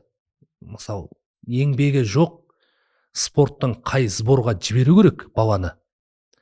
Қай сборға, қай жарысқа, қай уақытта качковый сбор болатын ешқайсысын білмейді. Мысалы, жылына 2 рет жаңа высокогорье тауға көтерілу керек. Тауға көтерілген кезде 18 күн болмаса 21 күн тауға көтерілген кезде біздікілер аппаратта жаңағы ақша береді дағы, ойбай 21 күн ба, мә 21 күн, сол 21-ші күн бірінші күні көтеріледі да сразу нагрузкадан кіріп кетеді да 21-ші күн түсіріп тастайды. Тауға 2 күн ерте көтерілесің, адаптация өтесің, акклиматация өтесің. Сбор біткеннен кейін 2 күн прогулка жүресің де внутренний күш жинайсың. Оның бәрін мысалы басшы білмесе, ол жаңағы блин, анаяқа жіберсем ақша көп кетеді ғой дейді. Жарайды, ақша көп кетсін, сен ана жарысқа кішкене азырақ адам жібер. Сөйтті ана бала анаяқа дайын болып барады. Физически 6 айға жетеді высокогорьеға шыққаны. Жылына 2 рет жібересің. Жоқ, ондай емес. Анаяқа барсын. Жоқ, ақша салсын, мияқа барсын, болмас. Қай сборға, қай жарысқа жіберуін білмейді. Одан кейін алады да жаңағы кішкентай болмайтын бір жарыстарға жібере береді. Ана орын алып келеді. Соның директорлардың арасында жаңағындай жиналып отқан кезде, мен балам ана жарыста чемпион болып келді, боксерларым 2, борецтерім 3 болып келді. Ана видім жоқ еді. Главный старттарда жоқ. Главный старт енді чемпионат Қазақстанға, жаңағы Азияға, мирға келген кезде қайда сол бала? Сен жылына қанша миллион ақша жаратып жатсың? Мемлекеттің ақшасын сол балаға салып жатсың ғой. Қайда сол? Жоқ. Оның результаты жоқ. Неге десең, ауылдан шыққан бір нелерге жібере береді. Өзіміз спорт турымен жаңағы не жайлы айтқым келіп отыр да. Мысалы соңғы жылдары бір мағлұматтар шықты, мынау велоспорт пен хоккей спортына ғой 80 миллиард бөлінді де. Сондай бір нәрсесі бар. Мен бұны көрдім, бұл қалай болды деп. Бұл жақта бір қазақ жоқ қой, болса да замин отыратын қазақтар. Енді мен де көрдім, бәрін тұратындары Францияда тұрады екен. Бәрі Францияда тұрады. Мен мынау велоспорт ойлаймын, неге жыл 12 ай Францияда жаңағы Тур де Франс, анаусы бар, мынаусы бар, сояқта тұрады, күніне бәленбай ақша кетіп жатыр. Зарплата бар деген вообще бесшынный аналардың. Айтамайын мен ана зарплатаны. Ең көп зарплата алатын футболисттер, бір уровеньде футболисттер, хоккеистер, велоспорт, теннис. Элементарный кешегі большой теннисті көрдіңіздер ғой? Россиядан алып келді, ол Россиядан шығамай жүрген адам. Бізге алып келді дағы, оған ақшаны былай да берді, оның да зарплатасы аз емес оның да. Олимпиадаға барды, мен ауырып қалдым деді, ертесіне пляжда жүр. Оған қазақтың туының 5 тиын үстінен басып түкіріп өтіп кете салады ол. Сөйтті да ертесіне я заболела, то все деп өтір кешірім сұрады да қоя салды. Сөз бұл. Қанша миллиондаған ақша алып жатсың? Былай ойлап қарасаң енді, сені мысалға алып білмеймін, қай мемлекет айтсам Мексиканың атынан күрестіріп отыр да. Сен қаншалықты күрестер едің өзің? Или сенің ойың ақша кету ма? Шынымды айтсам, мен Мексиканың басқа мемлекеттің атынан күресіп жатсам, мен ақша істейтін едім. Мысалы, Мексика. Мен бірінші орын алатын болсам, Мексика бірінші орын алатын болсам, например, алайық, $100,000 береді. Бірақ мен схваткамен $150,000 беріп отыр. Зачем маған? Анаяқа барып $100,000 алғаншым жерден $150,000 алмайын ба? Жаным қинамай сол бір схваткамен бітіре салам. Может быть, анау адам финалға шығып кетсе, тройкаға тағы кіріп, ана жерден тағы да жаңағы $20,000 алып, $170,000 қалам да ақшамды. Өзі сенде жүрекпен емес, менмен жұмыс істейсің де. Ол и так солай. Ол шынымды айтсам, ол шындықты айту керек қой. Шындықты айту керек. Қай қазақты болмасын, қай адамды болмасын, қай ұлттан болмасын, любой мемлекетке апар. Ол никогда шығармайды біреудің мемлекеттің туын. Зачем оған? Ол көтерді, не болды? Осын түсіну керек, спорт атқандар өздерін алдауды қою керек та. Негізі адам өз-өзін алдаған жаман дейді ғой. Былай елді алдап отыр, ең сұрақты өз-өзіміз алдап отырық та қазір. Өз-өзіміз алдап отырық жаңағы. Өзімізді жындығып, өзімізді жаңағындай, ой бүйтіп қалды, сөйтіп қалды деп. Одан бөлек ана екінші қыз снимать етілді ертесіне, одан кейін ана балалары кетті. Не болды келген легионердің бәрін? Сүйерге 4 қазақ алып баршы басқа. Мен негізі ойлаймын, қазір енді біздің құдайға шүкір антикор Асхат Жұмағали ағамыз басқарып жатқан қазір. Велоспортты қатты тексеру керек екен. Соны енді қазір көптеген енді тексеріс болып көптеген қаржылар елге қайтарып отыр ғой енді. Мен ойлаймын, зимний спортты да қосу керек екен. Легионері көп спортты сразу тексеру керек қой. Жоқ, зимнийді қосу керек екен. Зимнийді ма? Мен өткенде неге бардым? Көкшетауға бардым. Көкшетауда жаңа не соғып болған. Трамплин соғып болған. Не деген керемет, бәленбай миллиард ақша салынған ана жерге. Ана база деген мықты екен. Енді аямай мемлекеттің ақшасынан алды ғой. Аямай. Действительно адамға керекті условияның бәрін соққан. Рыза болдым ана. Бірақ секіріп атқан 2 айда бір адам секіреді ғой. Құр қаңырап, отоплениясына қанша миллиондаған ақша салып ананы содержать етіп отыр да. Ал біздің жаңағы секіретін зимний спортымыздың бәрі Польша жаңағы қай мемлекет жаңағы шаңғысы бар, сол жақта жүр. Мен соны бүйтіп қараймын да, оған ол мемлекетке барудың сбордың керегі не? Мысалы біз барсақ единоборство түсінем, әр адаммен партнер жұмыс істейсің. Сен жалғыз шаңғымен секіресің ғой, саған сбордың керегі не? Бірге қолсыз секірмейсің ғой. Сен мына жерде де тура сол тренировка, ана жақта да сол тренировка. Разница не? Сен лучше үйде жаса. И үйдің балаларын шығар. Одан кейін мынау су добы, командный. Ода да тоже сондай. Қазақстанның командасы алып алған, Россияға алдында тоже бір тексеріп, сондай бір немен кірдім өзім. Сұрастырып, тренерлер шақырдым жаңағы. Ашын жүрген балалар ғой. Соны Таразға келіп қалды жарысқа. Соны шақырып алдым, қонақ қылып шақырдым. Не реніштерің бар осы спортқа? Осы өздеріңнің видтарыңа деп. Соны қарасам, бір Өскеменнің балаларын 6 жыл ма 7 жыл тренер болыпты. Бірақ тренерский болып тұрған жоқ. Антикорға тоже айтып қойық, соны бір тексерсін. Строитель болып тұр. Неге десең, анау жаңағы водный поло бар ғой жаңағы, соның су добының несін жарысқа сборға шығаратын бюджетін тендермен строительный фирма ұтып алған. Ол строительный фирмада спортивный лицензия жоқ қой. Сол үшін анау енді тренерға зарплата төлеу керек қой. Ол әшейін воздухтан мә деп бере бермейді ғой. Ананы строитель қылып тіркеп қойған. А оның стажы жүріп атқан жоқ. Одан кейін барып Россияға бір неге кіріп алған. Клуб сияқты бір нәрсеге кіріп алғанда, и тек қана жаңағы орыстар легионерді алып алған. И жылы ойнай береді. Қазір бар ғой, ашырайықшы, мынаны көріп отқан кейбір жігіттер бар да, бұрынғы 80 жылдардың фанатиясымен, көшенің фанатиясымен қақпаған жігіттер бар. Мына екеуі отырып спорт поливать етіп отыр ғой деді да, артынан жіберіп отыр әңгімені депші. Тоқылауға келген деп айтатын әңгімелер да, енді мен сорға айтып кеткім келеді. Сондайлар бар енді, бар. Мидағы проблема ғой ол. Мен айтайын да, мен мидағы қазақтардан сөз бар, ауру жастырсаң өлім әшкерелейді дейді.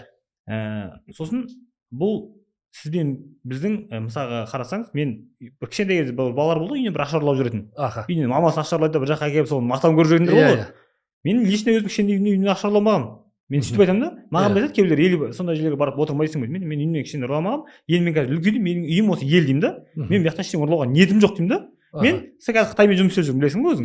Қытайдан бір әпкелен бір істеймін. Мен сыртқа үй деген сөз үй керек шығар деп, осы жаққа үй болады. Қолдан келгенше бір істеп отырдық та. Налогтың бәрін өшіре төлеп мемлекетке. Осындай спортта жүрген спортсмендер бар. Осы қазір құрама командаларда жаңағы басқа жақтарда әділетсіздер көріп жатады да, айдайын десе тоқылдап жатыр деп ойлап қалады деп айтады да, үндемейді, айтпайды. Айтсам ұят болады деп. Жоқ, ұят болатын, ұялатын нәрсені алу керек та. Біздің жастар әлі неден алу керек түсінбейді. Сен сондай бір ұрлықты көріп отырып, әділетсіз көріп отырып үндемесең, ол ұят та. Ал сен ұят или қорқақсың да, или айтуға нең жетпейді, духың жетпейді. Конкретно осындай кемшіліктер көрдің ба? Конкретно айту керексің. Мен солай дұрыс па? Қалай өзі? Мен неге сол біздің кемшілік сол. Үндемей ұят болады, үндемей ұят, не деп ойлап қалады. Сол нәрседен үндемеудің арқасында үндемей кетіп бардық. Біздің үндемеуіміздің артында үлкен проблема жатыр. Қай федерацияда, қай құрама команда қандай әділетсіздер жатыр? Қазір әлеуметтік желі деген үлкен есіктерді ашады. Қазір алда антикорды белгіле, бүкіл спорт федерациясы белгіле. Лайфхак сендерге. Барсын, іздесін, көрсін. Олардың жұмыстары сол да. Мен ойлаймын, вот сол кезде ғана еліміз дамиды. Үндемей ұят болады, анау үндемей аналар шыға берсін. Үлкен кісілер ғой дейді. Үлкен кісілерде жаңағындай парақорларда қарсы ұят деген сияқты ғой. Қара, бұл біздің мынау подкастымызға қолда да.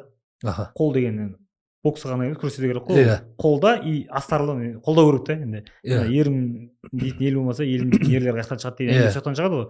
Енді сені Олимпиадаға дейінде ешкім қолданбады десе өтірік болады. Кеміне өз туысқаны әке-шешесі қолдайды ғой енді. Әр спортшышы. Бірақ енді сол мынау бұл подкасттың артықшылығы да өзін қолдаған адамдардың жақсының жақсылығын айтып ұртасын дейді ғой. Жаманның жаманшылығын айтып құты қашты дейді. Бір шама адамның құтын қашырып жүрген сияқтымыз бүгінше. Енді біраз адам кетті. Бір шамасының ұйқысы қашқан сияқты. Боқтаудың астына кетіп, балалары немелеріне боқтап жатқан енді жақсылықтарын айтайықшы, солардың ше бір істегендер бар ғой ішінде арасында бір действительно кезінде бір қарның аш кезде бар ғой, миллион теңге емес, бір қара нанға жолыңа ақша беріп барып қанатым бар тамақ ішіп кел дейтін адамдардың бір жақсылықтар есте қалады ғой. мен жүректі қағып кетті ғой. мен айтып жатқан адамдардың ондай жақсылығы болмапты маған.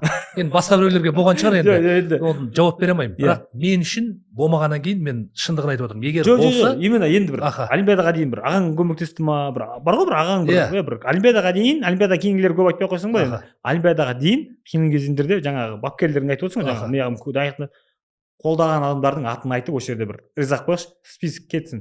Ең бірінші 2008-де күресті қойып кеткен кезде қойып кетіп жаңағындай өзіміздің жаңағы молодежный бизнес деп қоясың ғой жаңағы. Сондайда жүрген кезде жаңағы Бауыржан деген ағайымыз 2009 жылы мені Сабағат көшеде. Бауыржан ағай тренер, Ақтөбенің тренері. Сол үйіне алып келіп жатқызып, олимпиадаға дейін сол кісінің үйінде жатқам. Үйінде өзінің 11 бала шағасы бар. 12 бала үйінде жатамыз. Ағайымыздың әкесі, шешесі бар. Бәріміз жатамыз 4 комнатты квартирада. Ойлашы, анау не деген тамақ жейміз ана жерде. Ішінде ең аз жейтін мен. Енді мен өмір бақи салмақ қуып өттім ғой. Тренерің емес, тренерің әйеліңе де риза отырмын бар ғой, жеңгемізге деші. Ол кісі Алла разы болсын. Кастрюльмен тамақты істейді. Бір қаңқ етіп, мыналар тамақ көп жеді, болмаса мынау ыдыс аяғын жумады, басқа болмады деп бір сөз айтпады.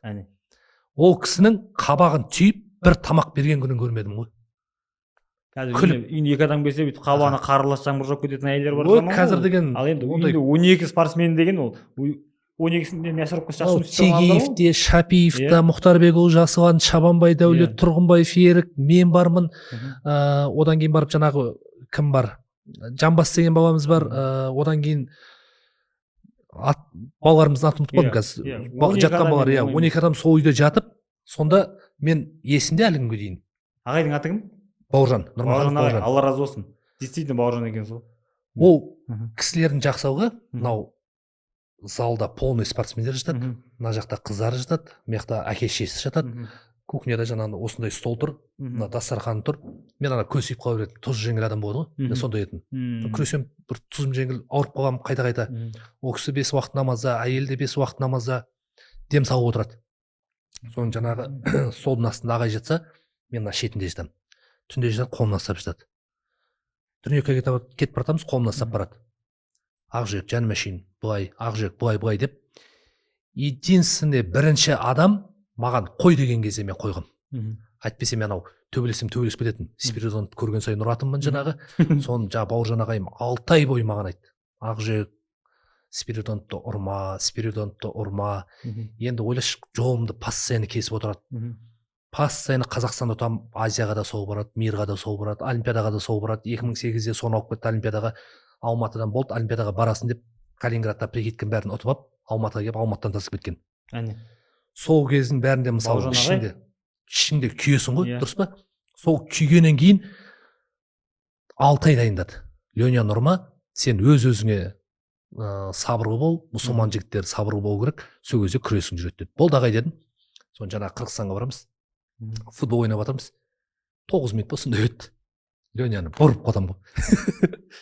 Ағай, чабақпен бұрып.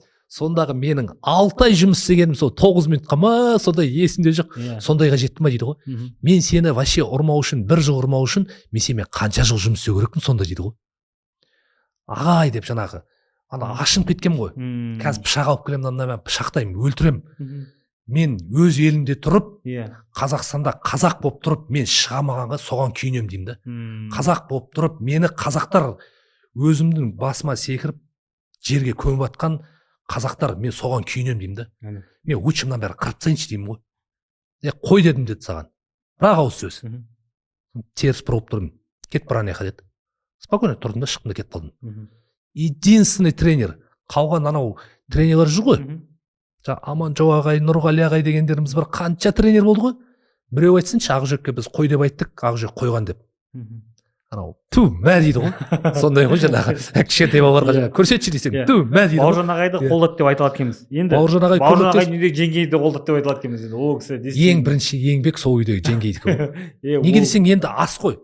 Берген тамақ шын көңіліңмен егер берсең тамақты, ол сіңімді болады. А егер сен анандай бет жақтырмай, тамағыңнан бұрын қабағын берген дейді ғой, қабағынсыз болса тамақ қойып қойды ғой. Тамақты әйел адам, ер адам болсын, қай адам егерде шын көңілмен беріліп жасамаса, ол тамақтың маңыздысы болмайды.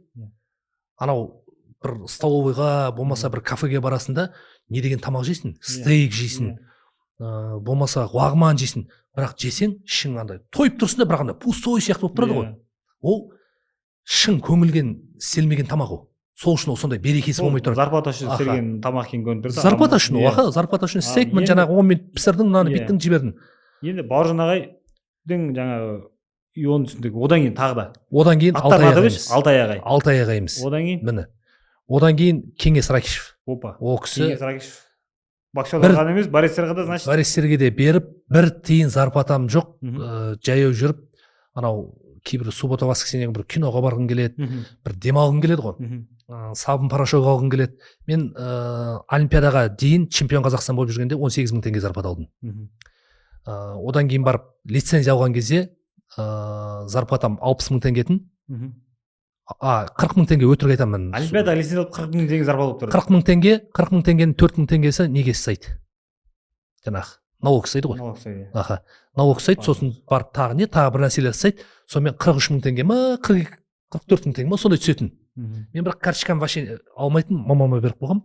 Мамам да жұмыс істемейді, папам да жұмыс істемеңіздер. Енді өскеннен кейін қалай әке-шешеңді асырай алмайсың. Одан бөлек әйелім бар, балам бар.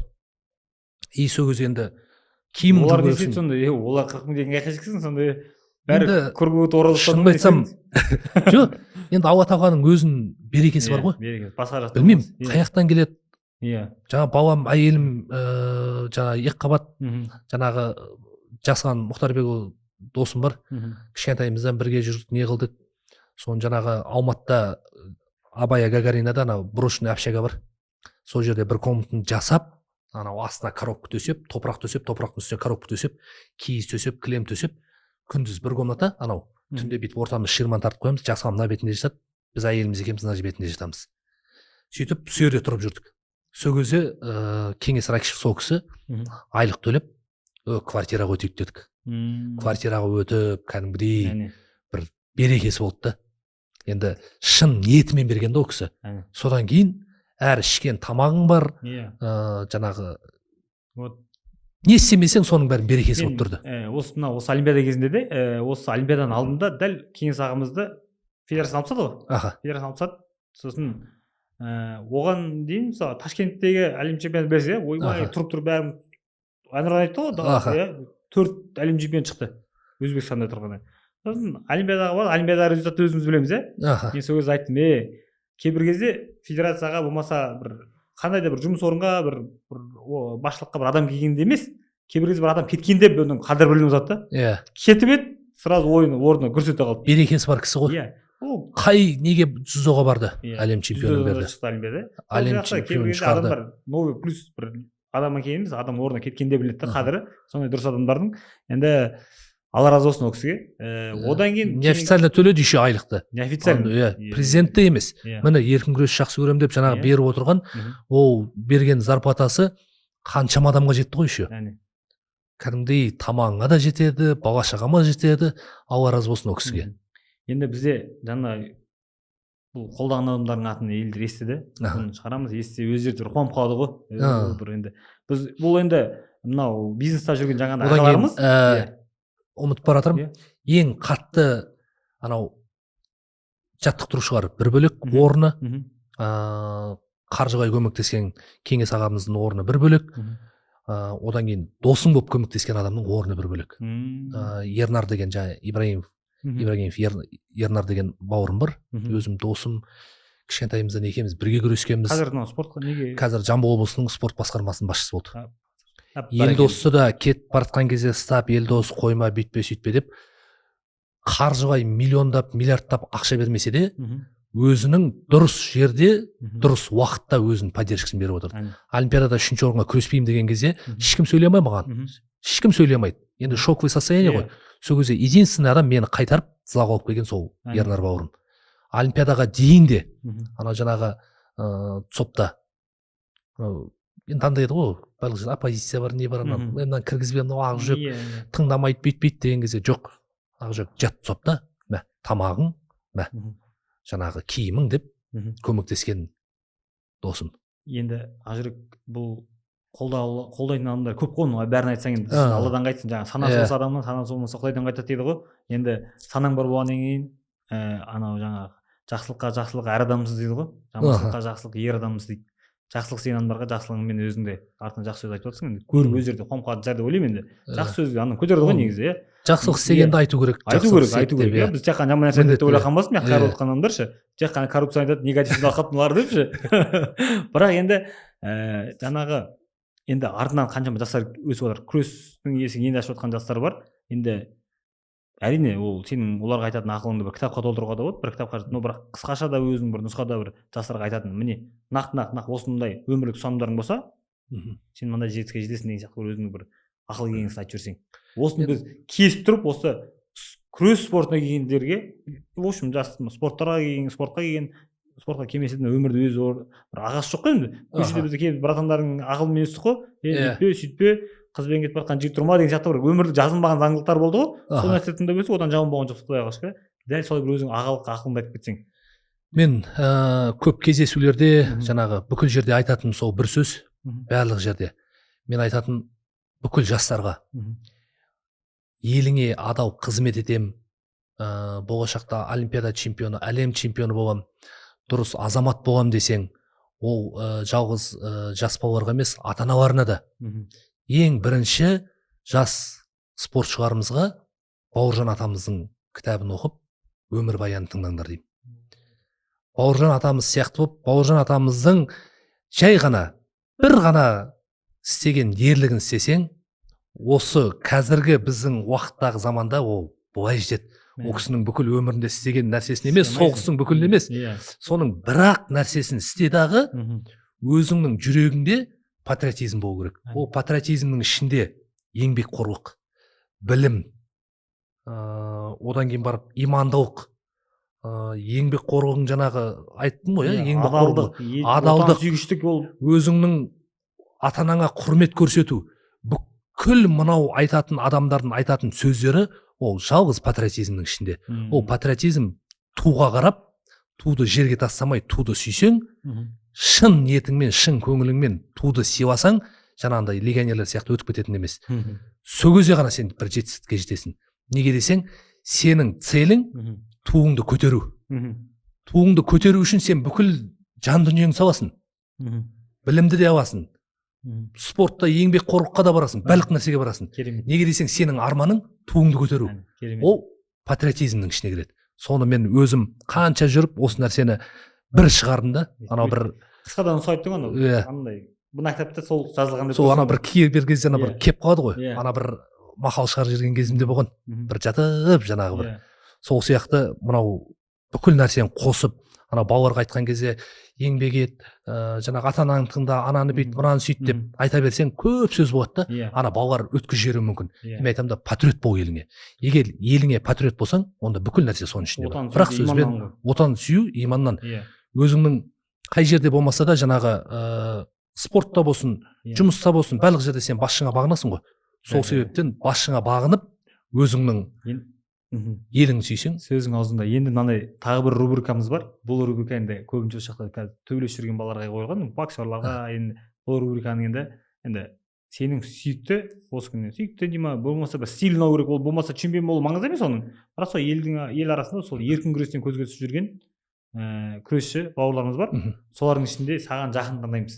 Мен аттарын атайын, екеуінің атын атайын, сен өзің ұнайтынын атайсың. Ол не үшін екенін айтпай ақ қойсаң болады. Екеуінен таңдасаң болды. Сосын салыстырып кім екенін анықтайтын боламыз. Дәулет Ниязбеков, Нұрғожа Қайпанов. Нұрғожа Қайпанов. Нұрғожа Қайпанов, Асхат Ділмұхамедов. Нұрғожа Қайпанов. Нұрғожа Қайпанов, Мұхтар Есенғали. Нұрғожа. Нұрғожа Қайпанов, Нұрислам Санаев. Нұрисламды қоспай қойсаңыздар да болады. Қазақтардан қоссаңыздаршы. Бұл маған легионерлер, шынымды айтсам, сразу ішім қозып кетеді ғой. Легионерлер айтса, біздің елдің мемлекеттің ақшасын жеп кеткен адам есіме түссе анандай нервістеп кетемін. Тоқтай алмай кетемін. Бұл ашуың басы енді айналайын. Так, Нұрғожа Қайпанов, Әлішер Ерғали. Нұрғожа. Нұрғожа Қайпанов, Ризабек Айтмұхан. Ризабек Опа. Неге? Бірінші ма?